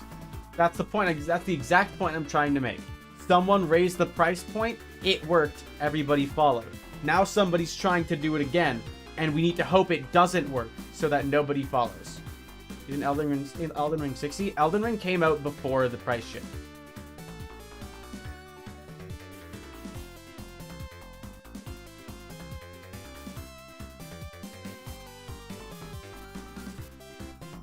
It was either, at least it was either before or right when it was starting, so they didn't have a chance to follow the trend in time.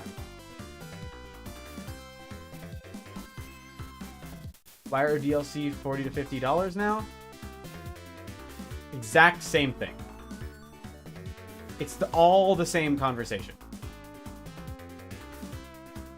Like, it's not a new focal point. This is the same. I'm gonna hold on.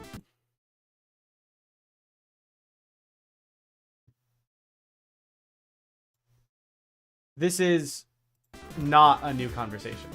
We are talking about the same thing. Persona 3 Reload DLC isn't worth $60. Isn't worth $30. Yeah, no, all of this is the same conversation. It's just about what they can get away with. They will push the price as high as they can, as long as people are still willing to pay that money.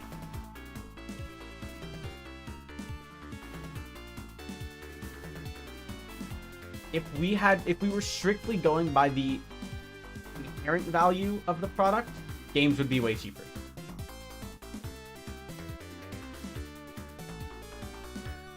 People will probably be willing to pay that money. Maybe, but will enough people?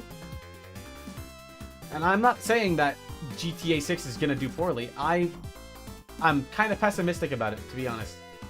But I hope it does sell poorly. And I hope it sells poorly and has good reviews, because that is going to be a giant sign to companies saying you can't price games. It's probably gonna do well in reviews. Well, actually, no. I've seen a lot of we've seen a lot of situations where, you know, big comeback titles met lackluster reception. But if it does well, Rockstar doesn't seem that shit. I mean, who's to say? You know, it's been so long. It's been like over a decade since GTA 5.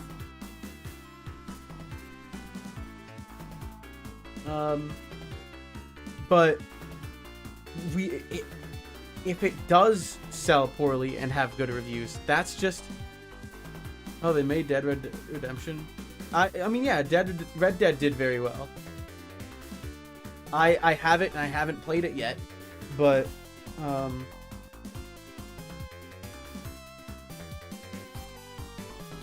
I mean, but also you can't really go based on other game franchises. You know?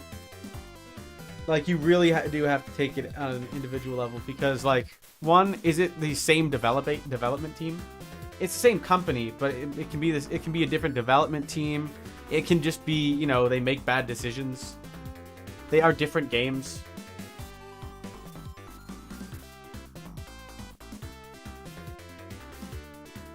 They're different types of games. Like,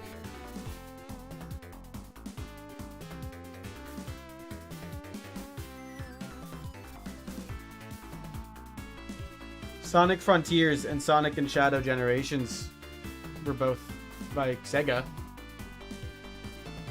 They definitely different quality. Both are open world. Yeah, but like, there's more factors than that. There's more factors. It comes down to just what specific people are developing the game. Who's the director? Like, is the director of Red Dead 2 the same guy who's directing GTA 6? Because that's a huge part of it. That's the decision guy.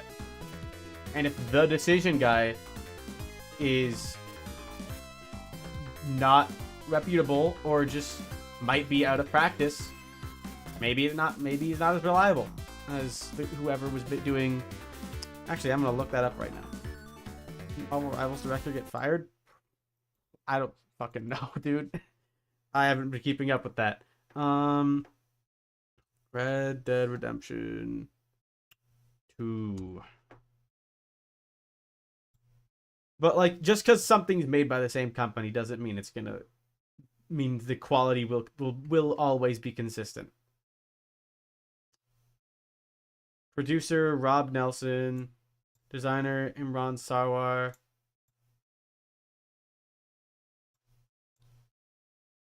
Okay, and GTA 6.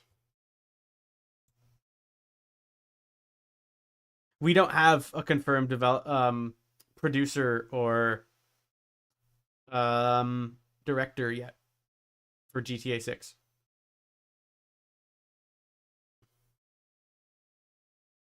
So we have no idea if the same team is working on it as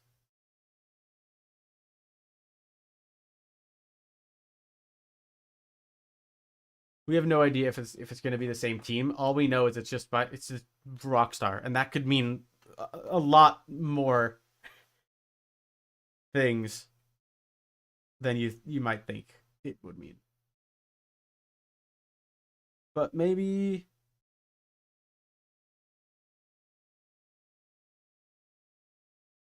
yeah, some of them still get fired. Yeah, because game companies suck.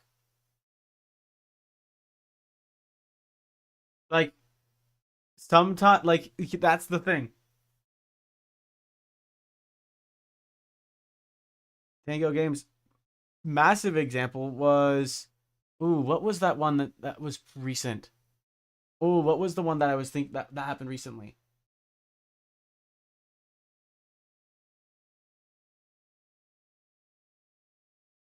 Was it Microsoft? I don't think it was Microsoft. But yeah, most game companies are shitty like that.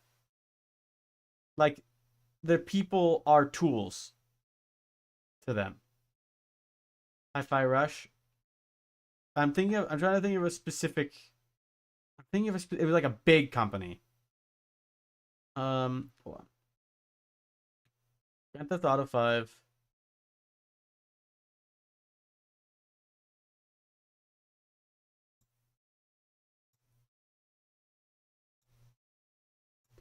Okay. So GTA 5 had a different producer from Red Dead. Um, Same designers, which I think just means for visual art director. Yeah, yeah, yeah. That's what it was. That's what it was. It was Microsoft keeps buying. It's because Microsoft keeps buying companies and then shutting them down because it doesn't matter that they won a ton of awards as buying them did nothing for them. But Microsoft was just like, well, if we buy every studio, well then eventually we're just gonna win, and that didn't work.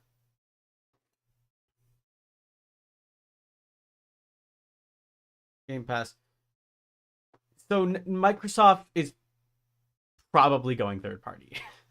Microsoft is probably going third party now because they are struggling so hard. Um,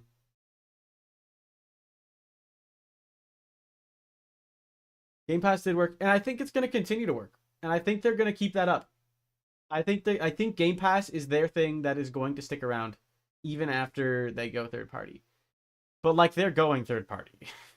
They've already announced they're going to be publishing their games on the Switch, and the PS5. Um, Actually, was it the PS5? I think I heard something about them publishing on the PS5, but they've already confirmed that they are going to be publishing games on the Switch too. So they're probably going third party. But I think Game Pass is going to stick around. Is it a good idea though? Well, if they're going third party, then like their console isn't selling well, so they're probably just going to pull out of the console market entirely.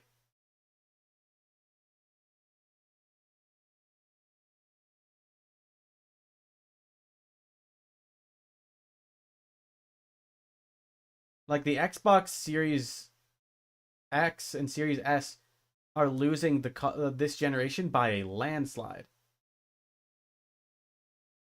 It's not close.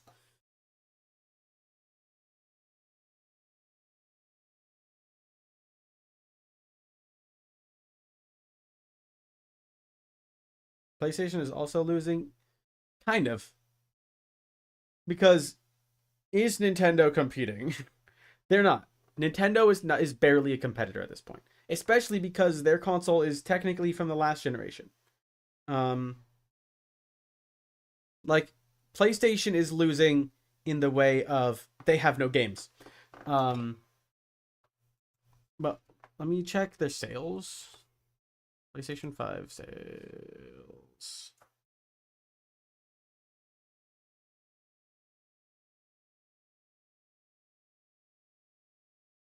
Four Last of Us remakes. Exactly. That's the point. There are games on the PlayStation 5, but they're not exclusives. There are no PlayStation 5 exclusives. Um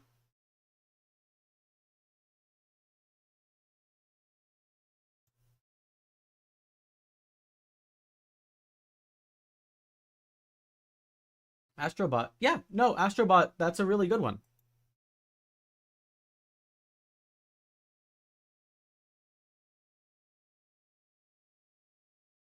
Yeah, no, as of May of last year, uh the PS5 was doing really well. And it outpaced, let me see.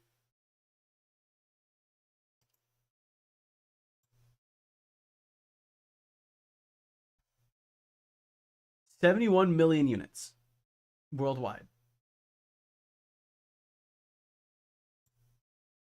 And that is largely because Nintendo is hardly a competitor because their console is not from the current generation and they're not trying to compete. And Xbox is just constantly tripping over itself. Like as far as exclusives, Nintendo is easily winning and they're always going to be winning because they are first and foremost a games company. They focus on their games and then they make the thing to play their games. And that's it. That's the only thing they focus on when making their console. Nintendo kind of won the market. They won the market because they're not trying to win the market. They don't care. They don't care if Sony or Microsoft is trying to outsell them because every time they have tried to compete with them, they have failed because that's not their audience. Their audience is um well, a lot of children and a lot of adults, but like adults that like more lighthearted experiences, like Mario, like Kirby. Zelda is kind of on the more mature end, but even then, like compare that to like a Call of Duty. Their audience is more adults now, though. Yes, but those are adults that grew up with Nintendo. Like Nintendo has their audience. If someone likes Nintendo, like they don't care about Sony or Microsoft. Nintendo knows that their audience is there. They never have to worry about it.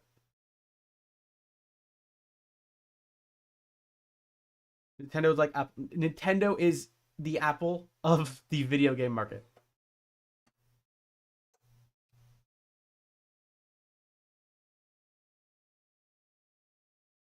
Like Nintendo's focus is just fun when it comes to what they're making. They're gonna sell them for high prices because they are a corporation, but like when it comes to like development, concepts, like what they're making, they do what's fun. They do what they think is going to be fun.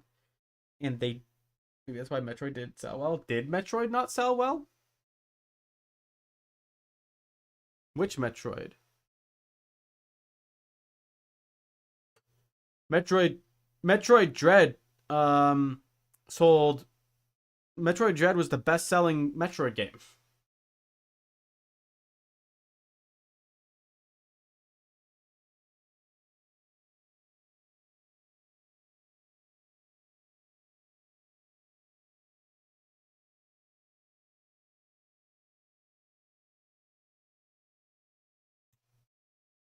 It doesn't really go against their philosophy. Well, yes, and that is why large. Well, that's why Metro. If it doesn't sell well, they're not going to make it. They're not stupid. But they do, like, when they're making their games, prioritize fun. Like, they were a toy company originally. That's always been their thing. Um, yes, but yeah, Metroid doesn't perform very well, and that's why it's not one of their core franchises. It's not like Mario or Kirby or Zelda.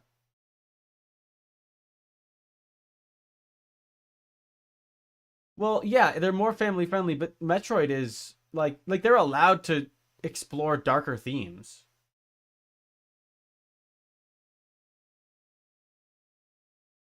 if it's fun.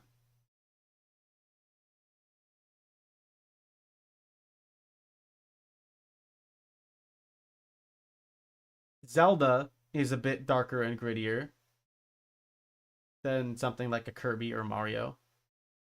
They almost never sell well when they do because it's Metroid. Metroid just doesn't sell well most of the time.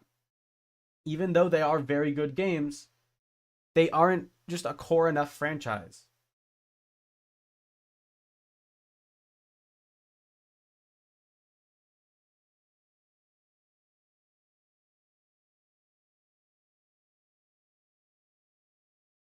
Like, yes, they don't sell well, so Nintendo doesn't make them.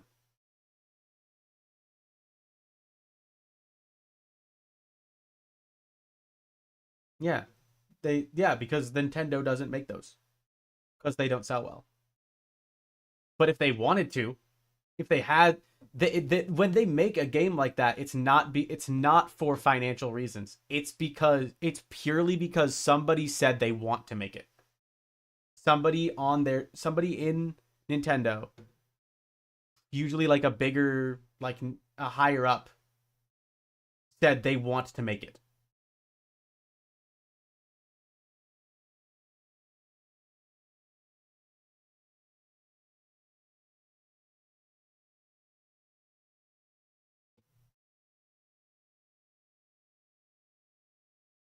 Yeah, probably. I mean, it probably also does well in Japan. I don't know. I don't know much about Fire Emblem, to be totally honest. But yes, especially when it comes to JRPGs, like those happen because the writers and the directors like making those games.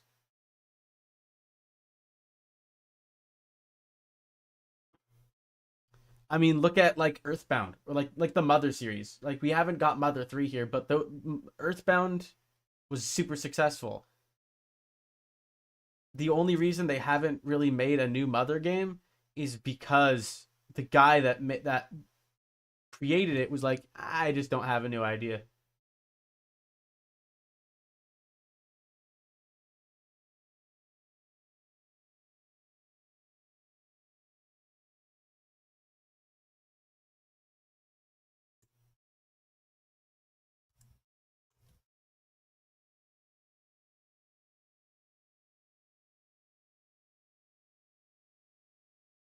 No, they don't prioritize higher up needs. It's if somebody wants to do something, they're like, sure, go ahead, do it.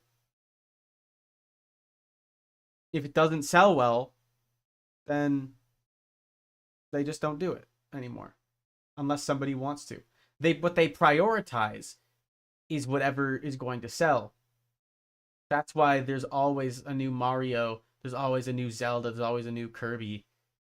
Um because those are the things they know need that are going to sell. So those are the things that like that we are going to look for someone to develop this. And it's usually just they don't have to look for someone, but like we are actively trying to start up development for a new Kirby, for a new Mario, for a new Pokemon. Those are proven to sell well. But then when somebody higher up, when somebody says, like, not someone that has a high up paying position, but somebody that has like high up connections and is like in with Nintendo, right? If somebody says, hey, it's been a while since we made a Metroid game. I really want to make one of those. I have a good idea for it. Then they're like, okay, we'll start work on that, and then it gets made, and then maybe it sells well, and they're like, oh, let's start maybe trying to work on another one of those. And JRPGs just generally like do pretty well. Like, do well enough to warrant more. And also, a lot of JRPGs are not made by Nintendo. A lot of the time, JRPGs are made by other companies. Square Enix, especially. Square Enix is like the JRPG company. So they're always making JRPGs.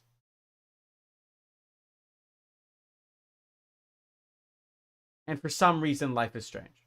They made that. For some reason, they made Life is Strange. For some reason, they made Power Wash Simulator.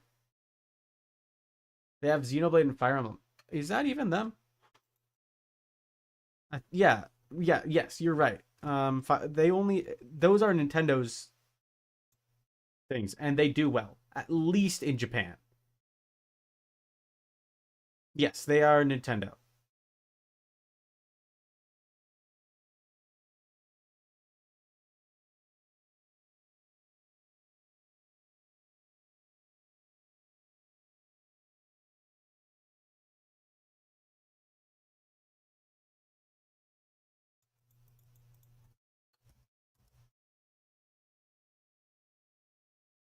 I mean, technically, they have Earth, they have Mother.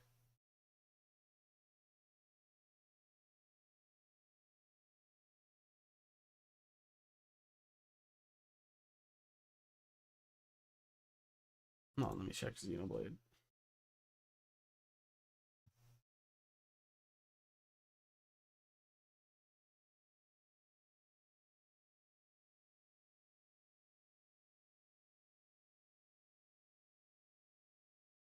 I just feel like JRPGs tend to get a lot of slack.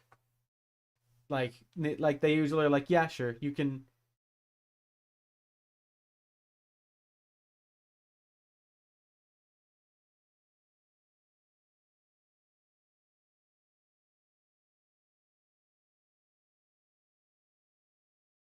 Like JRPGs tend to get a pass a lot of the time, I think.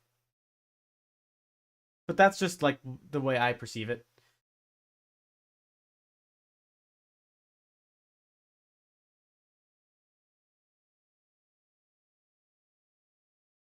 JRPGs are always good. I don't know. It's hard to say. It's very hard to say. Um, Especially because like something like Xenoblade isn't developed by Nintendo. It's just published by them. It is a Nintendo property, but it's developed by Monolith. Um,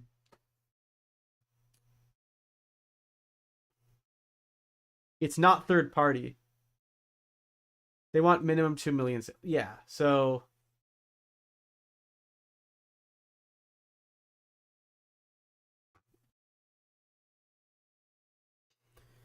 what was I gonna look up?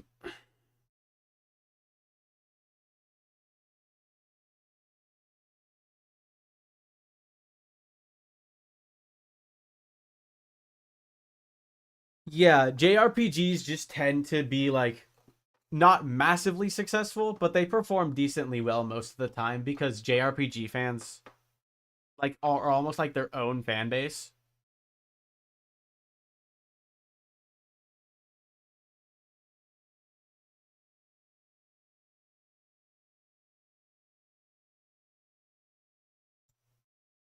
Um, and also like most of them aren't Nintendo properties. Like you have Pokemon, that's a Nintendo property. Like the only Nintendo property JRPGs, I mean, the only in-house Nintendo RPGs are like Mario RPG and Paper Mario. Those are the only in-house Nintendo RPGs. All of them are just like developed by other companies and they just like are published by Nintendo, which makes them Nintendo properties. They are exclusive to Nintendo platforms. Persona is third party. That's by Atlas. Final Fantasy is third party. That's by Square Enix. Secondhand developers, kind of like they are. It's not developed, but they're not. Yeah, they're not developed by Nintendo. They're developed by other companies, but they are like properties owned by Nintendo.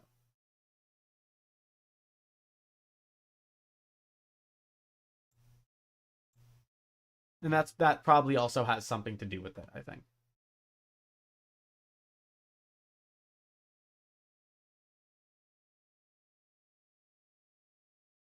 Yeah, basically. It's like we have this thing, um or like yeah, that's pretty much what it is. It's the studio's game to make, but it's Nintendo's to greenlight and publish, I think. I think. I'm not 100% certain about this. I'm pretty sure though. But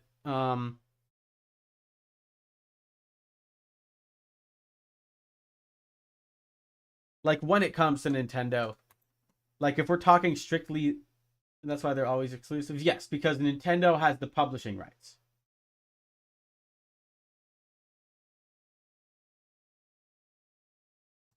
Nintendo owns the publishing right. That's what it is. That's the deal they have. Um, and if let's say Monolith Soft were to be bought by Sony as a company, they could no longer do that. They could no longer make Xenoblade for Nintendo. And Nintendo would have to give Xenoblade to a different company. Or Xenoblade would just be dormant and never get another release. Unless Sony gave them the go ahead to make it, which they would never do. That's what happened with Rare and Donkey Kong.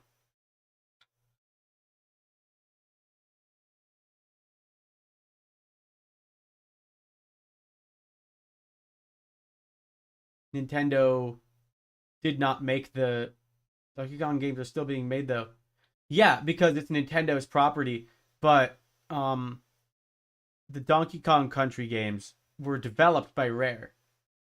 For a very long time, not for a very long time, but for like the notable Donkey Kong Country games were developed by Rare, and but then Microsoft bought them because they're Microsoft, and so Nintendo had to look for other developers to do it. But for that period of time of like Donkey Kong Country and like Donkey Kong 64, that was Rare. That was developed by Rare. Nintendo didn't make the Donkey Kong Country games themselves. They just published them. I can't remember who's doing it now, but I'm but because like Donkey Kong was originally a Nintendo property because of like the original Donkey Kong games, I am unsure if that's the exact same situation as like Xenoblade. Because I don't know if Xenoblade was like originally pitched by Nintendo and or like conceptually created by Nintendo and then just handed to Monolith to develop, or if it was Monolith that approached Nintendo. Um,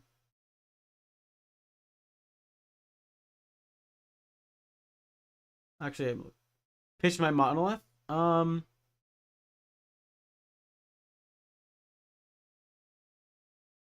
Monolith used to be part of Square. Yeah, so it's probably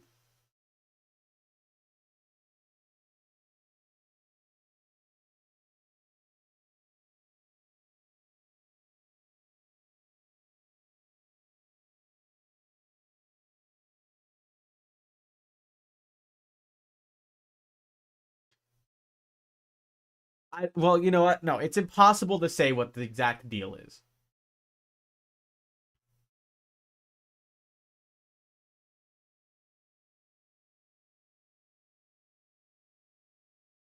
Because we weren't in the room. We don't know what the deal they made was. So I'm sure if I looked for it, I could find who owns the rights because that's probably public information. But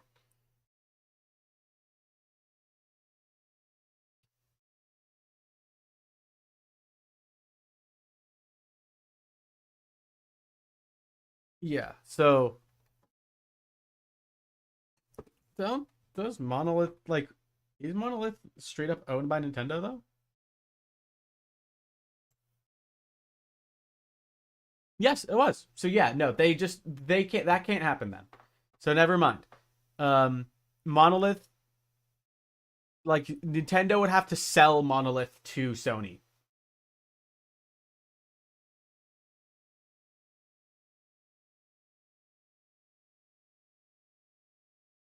So yeah, Xenoblade is almost 100% like a Nintendo property that they ultimately own. Nintendo ever sell anything to anyone? No. But I'm saying is if that situation with Rare were to happen again with something like Monolith, Monolith would have to be sold to Sony by Nintendo. I'm just talking about that specific example I brought up earlier. Um,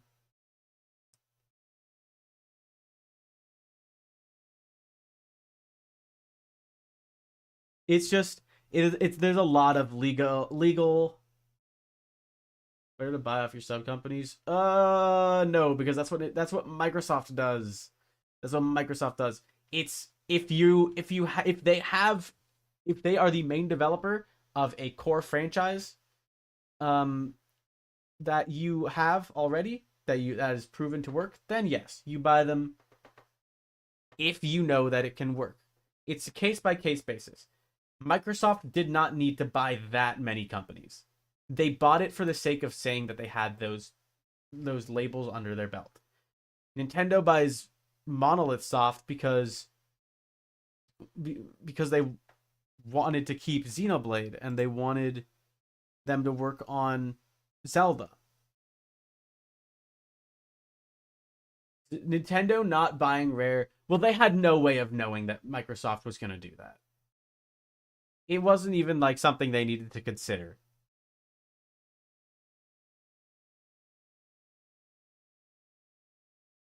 Like that wasn't something that was really on the table. They should have been careful at least. This was a long time ago.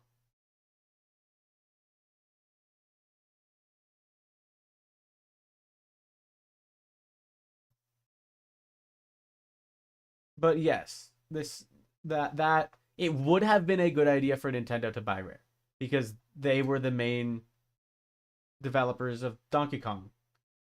And after they lost Rare, they Donkey Kong was kind of not doing great in terms of games for a while until Donkey Kong Country Returns on the Wii.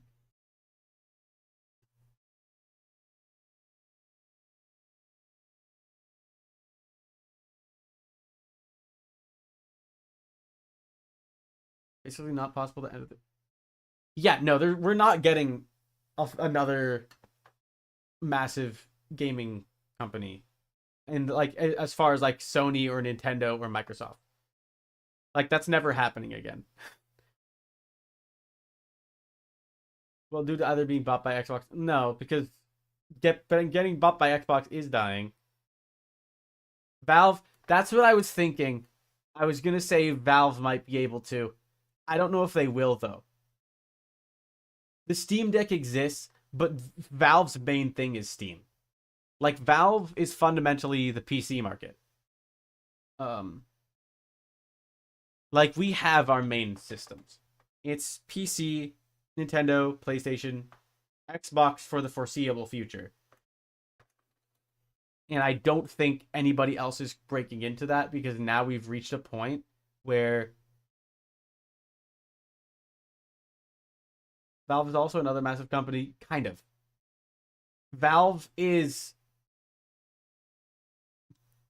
because Valve doesn't usually make a ton of their own games. I mean, they have their own games, but like that's not their main thing. Valve just runs Steam, and that's their thing. PC because it's PC, like it's computer companies. It's not Valve isn't making the systems. Valve is making the platform that runs on the systems that runs most PC that sells most PC games. Valve runs the store. Valve runs the store that most people buy PC games from. Um, like if we're talking about the major video game platforms, it's like Nintendo, PlayStation, Xbox, PC. And PC could be that was the Walmart and Oreo. That's not that. That's a pretty decent way of looking at it. Like Valve is like Walmart, I guess. It's hard. It's hard to say, and it's massively oversimplifying. Is the thing. I cannot stress this enough. I am not like a genius or an expert in this field. I just happen to pick up a lot of information and can make pretty decent inferences. Um,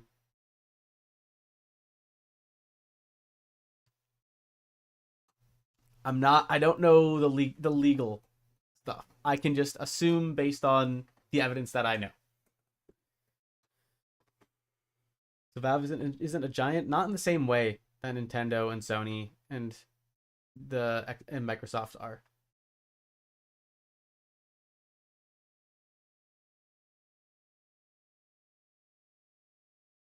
Because ultimately, it comes down to Steam Deck might be able to get giant, maybe, but it ultimately comes down to what like the system you're using. And the Steam Deck isn't going to compete with the PlayStation or the Xbox because it is purely a handheld. Exactly. Home consoles and handheld are different markets. The only thing it can really try to compete with is the Switch.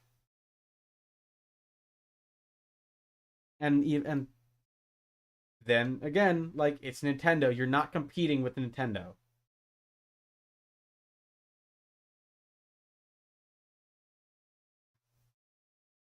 In Nintendo win handheld market. Dude, Nintendo was the handheld market. Until the Steam Deck, Nintendo was just the go-to. Like it wasn't even a thought of like what handheld gaming was. If you, I swear to fuck, that no, the PSP and PS Vita were as far like they were more powerful consoles. Nobody was fucking using those. They were better consoles than the DS. PSP sold. Did it? Did it? Actually, hold on. Did it? I think actually now I'm remembering something. It did sell well, but nobody was using it. It's the thing.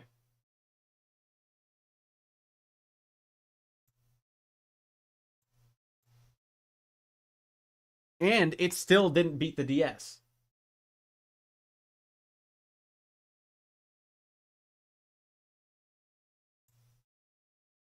And that was very well due to the fact that like 80 million users is not bad at all. But like people were buying it and not using it because the DS was just better as like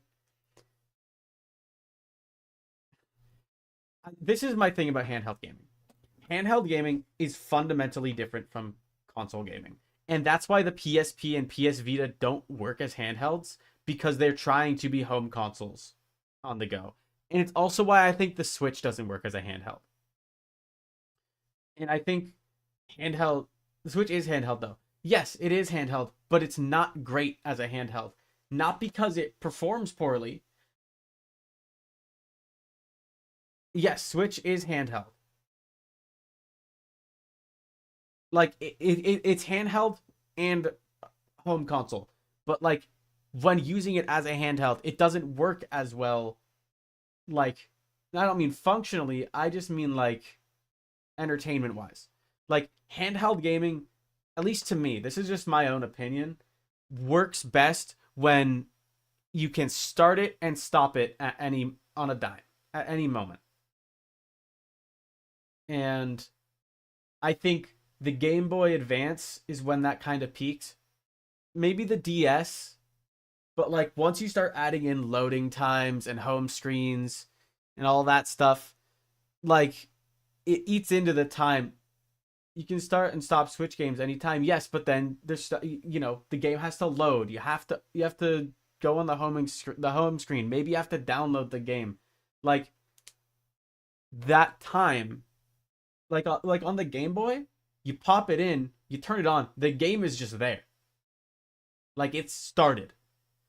Like I have Super Mario Land on my Game Boy, and you turn on the Switch and you're on the start screen. It's not dead by now. But I'm just saying, like, handheld gaming is most appealing when it is able to be started and stopped on a dime. Because what are you using a handheld for? To me, this is my opinion. That I said this already. It's just the way I feel about handheld gaming. Is that it works best when you can start it and stop it on a dime. Because like if you have like a 10-minute break, right? You have like 10 minutes, but like you're waiting outside your class or something. You pull out your Switch, you try to open like uh Breath of the Wild, right?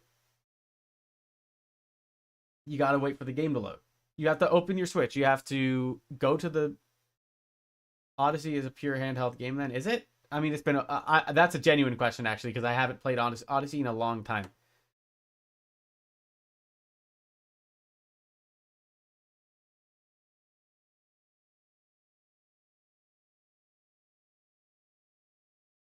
Like, can you start the game, get into the game, play enough of it to have some real fun, and then turn it off within like 10 minutes?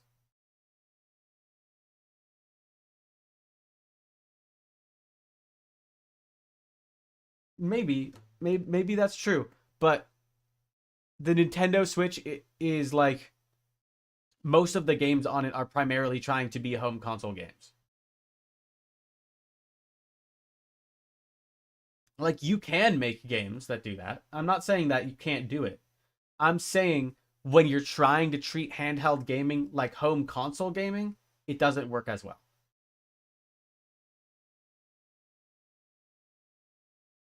Because they are fundamentally different because you're not sitting down on your couch ready to play for hours on end. You're, you know, maybe you're on the bus, right? It's just they're different from the card into the world. Yeah, so maybe Odyssey works. Maybe Odyssey does work. That's not reflective of the Switch though. It's entirely reliant on how the company handles the games. Nintendo makes most of their own games. So if Nintendo wants games that play good in handheld, wouldn't we want bigger games though? Not on handheld. Like if you're playing a game on handhelds, you kind of have to be willing to settle because like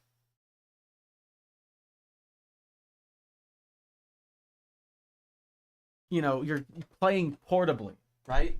That's the thing. You're playing portably. You're not reliably sitting down for hours and hours. If you want a bigger experience like a Breath of the Wild, yes, yes. It's important to have a mix of both games. We don't really have a mix of both games. Um, we have Odyssey, maybe. Again, I just have to take your word on that. But and also it's just like people mostly aren't using their Switch portably. Some people do. I kind of do sometimes. But like the DS, it's just like there's a it's does Mario Maker count? Maybe. I don't have Mario Maker, so I don't know. Um it's just like there's tiny differences. It's very small things that just compound and change the experience and ultimately what would I call the Wii then? The Wii U? What the fuck do you mean what would I call the Wii U? It's a home console. The gamepad is a controller. That happened. It's not a handheld. It's not a handheld. The gamepad is not the console. The gamepad is a controller with a screen on it. It can work like a handheld. It's not a handheld. It's the system is the box. The box that sits on your TV stand. The game isn't running off the gamepad. The gamepad alone is useless.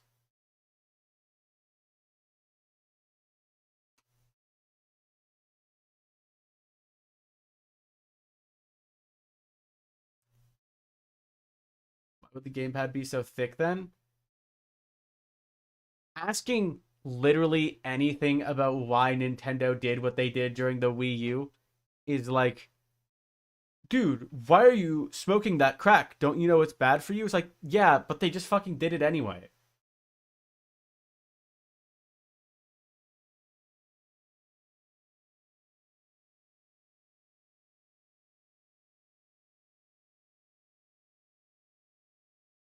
Like, you can't everything Nintendo did during the Wii U.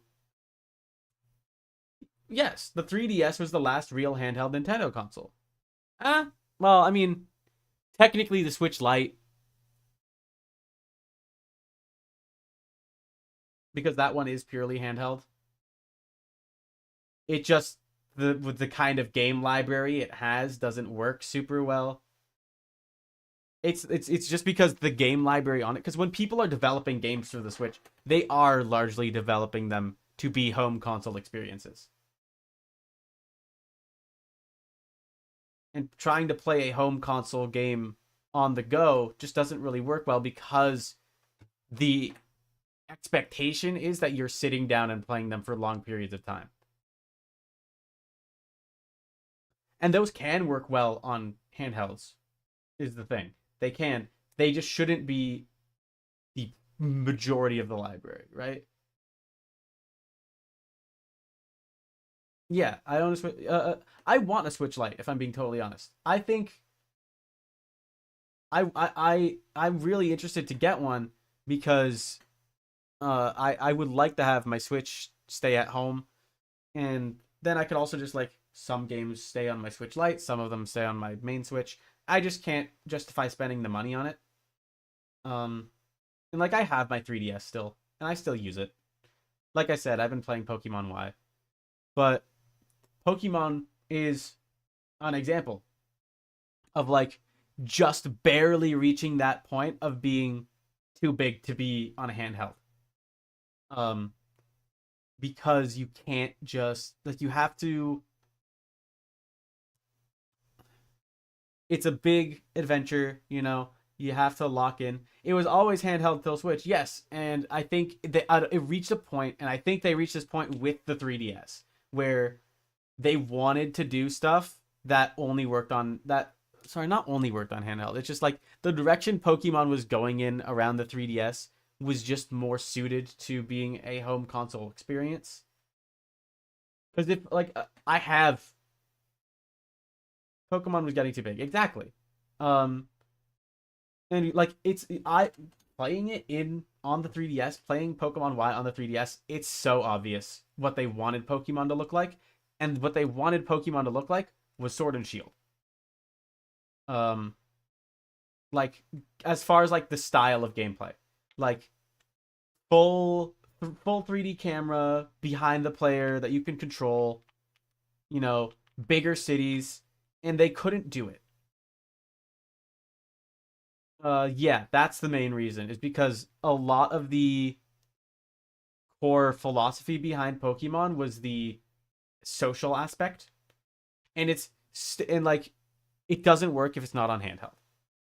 Like, Pokemon gameplay wise, it reached a point where the gameplay didn't work on the 3DS, but the philosophy didn't work on the Wii U. Because the philosophy of Pokemon was, you go on an adventure, you go and meet people, other people that had the other version of the game. That's why there's two versions of the game, or at least it was the initial version, the initial region, and you trade with them, and you have to meet other people. Were Sword and Shield good games though? Yes, they were. The people, they just were received negatively, and I'll get to that in a minute. The difference between a poorly received game and a bad game, because there is a big difference. Um, But I can like there was clearly a lot more like what they were going for in Pokemon Y. What they wanted to reach was what they ended up being able to do as far as like the gameplay style of Sword and Shield. I'm specifically talking about like, you know, full overworld character models, seeing Pokemon in the overworld. I don't know about that actually. Maybe not that, but like, you know, fully modeled large scale cities, like be over like fully behind like the back camera. It's not top down anymore. Like properly 3D. And that's what they wanted to do on the 3DS. And I could see it playing Pokemon Y because in places like there were so many spots where they're just like, this is where the spot where we can really just put the camera with the player, and we have Lumio City, and it's this huge place that you can explore, and there's so many alleyways to explore and all these things you can go down, and it's like, but it was just the one place. Sun and Moon were supposed to be the new 3DS title. I don't know. I like Sun and Moon a lot. I didn't have a new 3DS. Um, I had like like one of the first models of 3DS. Um, and I had that for a very long time until it just straight up the SD card slot broke. Did he have a second D-pad? Did Sun and Moon use the second D-pad? I didn't know about this. Did Sun and Moon use it? It could. For what? What did it use it for? For camera? Like controlling the overworld camera, or for like taking pictures camera?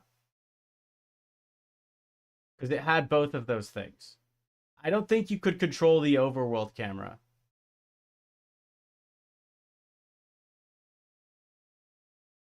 But I know there was like the Rotom phone had a camera you could use to take pictures of the Pokemon. No, I don't think you could. But are you talking about like the camera, the in-game taking pictures camera? Cuz if it's that, I don't know. I feel like that's just more like they accounted for it rather than being for the new 3DS. And like I'm running Pokemon Y on the new 3DS right now. It still chugs whenever you turn on the 3D. It chugs whenever there's a horde encounter. Like they weren't great. Hardware was better. Yes, it is. Like I just said, I'm using the new 3DS. Still isn't good enough to run the game perfectly smoothly.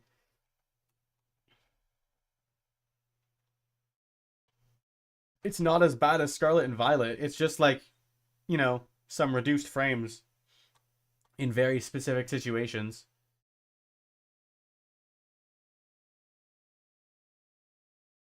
But it's something I actually like now that I'm older and know what it is and what it means when the game does that. I actually remember seeing it as a kid. Pokemon in the Wild. I think they kind of wanted to experiment. I think they kind of experimented with that in Omega Ruby and Alpha Sapphire with like the sneaking mechanic and like being able to see like a Pokemon peeking out of the grass.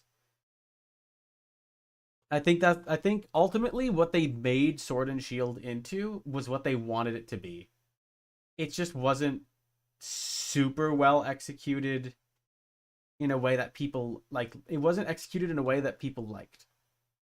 But ultimately, I think the style of Sword and Shield is what I want out of Pokemon. Honestly, I don't want another game like Scarlet and Violet. I want another one like Sword and Shield because it's like a good like transition.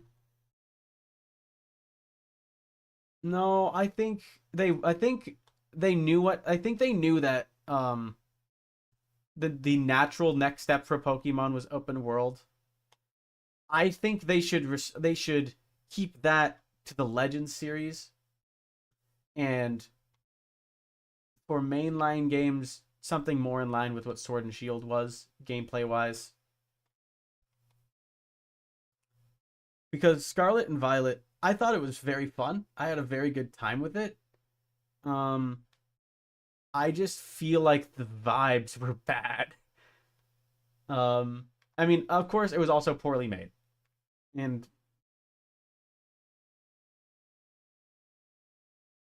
like that's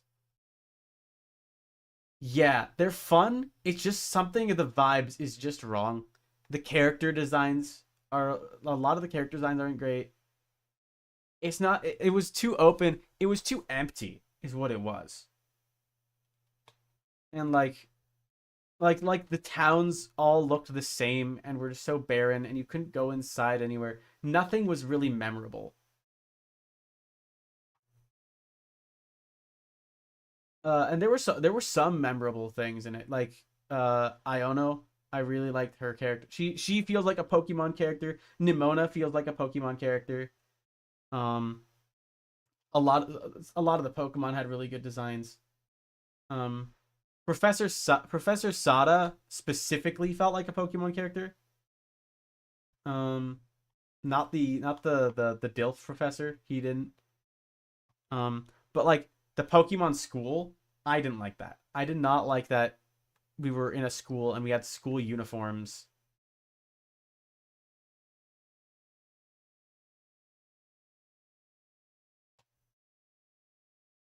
I think having different campaigns is cool.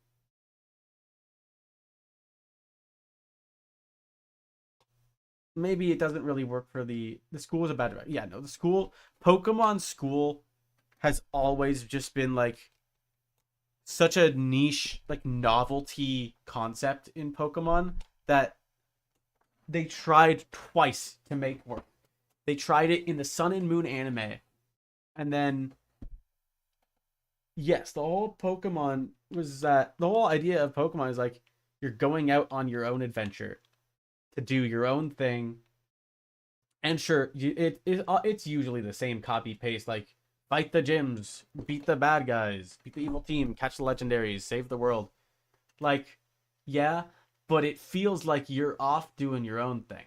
And I feel like when they try to add a system, like a systemic structure to it, such as like a corporate Pokemon League, like they did in Sword and Shield, or the like school system in Scarlet and Violet, you're adding too much structure to a game inherently about having your own adventure. Like the game itself can have structure, but the world of the game should not have the structure. It should feel like you're making the choice, even though it is a set path for you. Which is really interesting because that was like linear is fine, but like it needs to like be your own quest.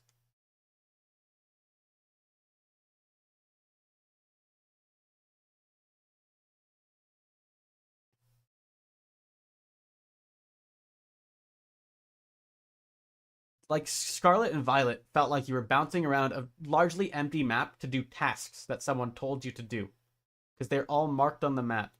Like which Scarlet and Violet gives you more choice, but the game makes it feel like you're being just told what to do.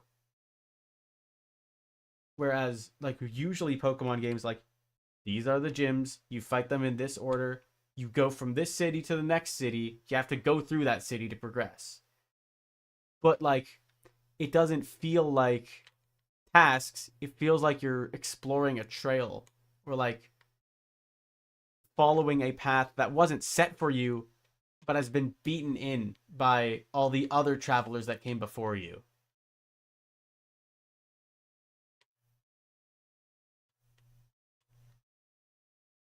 And I feel like that's a really important part of Pokemon.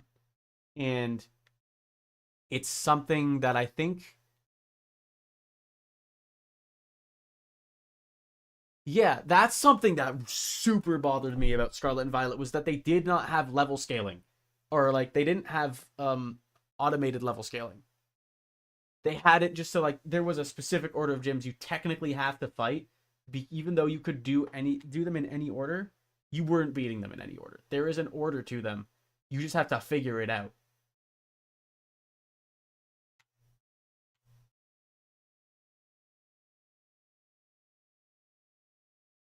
Yeah, it's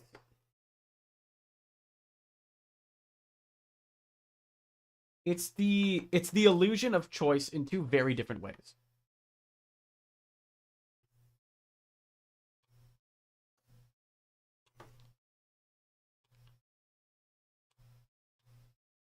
Like it's like the mainline games are giving you an option and making you feel like you chose it, and then Scarlet and Violet was like giving you actual choices, but you don't feel like you got to pick it because you really didn't.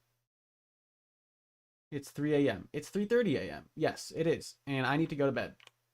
And I could not find a good place to cut this off. Um, but yeah, I should go to bed. Um,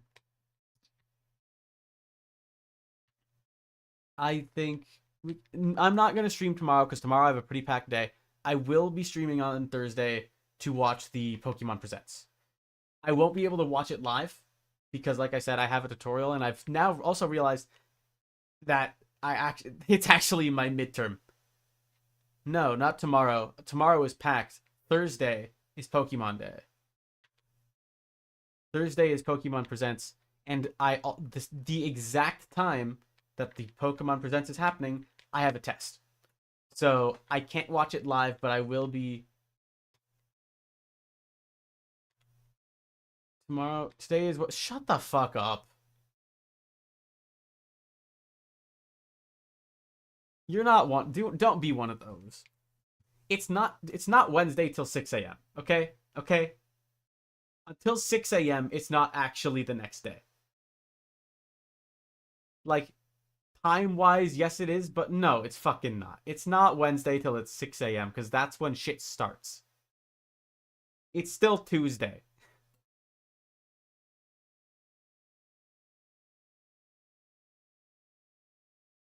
Okay? I'm going to bed. I will be streaming the Pokemon Presents on Thursday, which is not tomorrow, but the day after tomorrow. Yes, we'll talk. We might talk about this more on Thursday, but I'll be watching it on Thursday. Yeah, but you know what? To be totally honest, I did not want to play this game again. Like, I got the game over. Maybe I'll try it again another time. I'm not playing this. I'm not playing from the beginning again unless I can get the Supersonic mod working. So, I at least have fun. I like talking about this stuff. I like getting to rant about my stupid autism hyperfixations and all my gripes about the prices of video games. I do enjoy it, but I do have to go. So, yeah, I did have fun. Anyway, have a good night. Farewell. Oh wait, actually, I need to raid. I need to raid. I almost forgot. I need to raid. I'm gonna close the YouTube chat. Because actually, yeah. So first, I'm gonna do that. I'm gonna turn off the YouTube stream.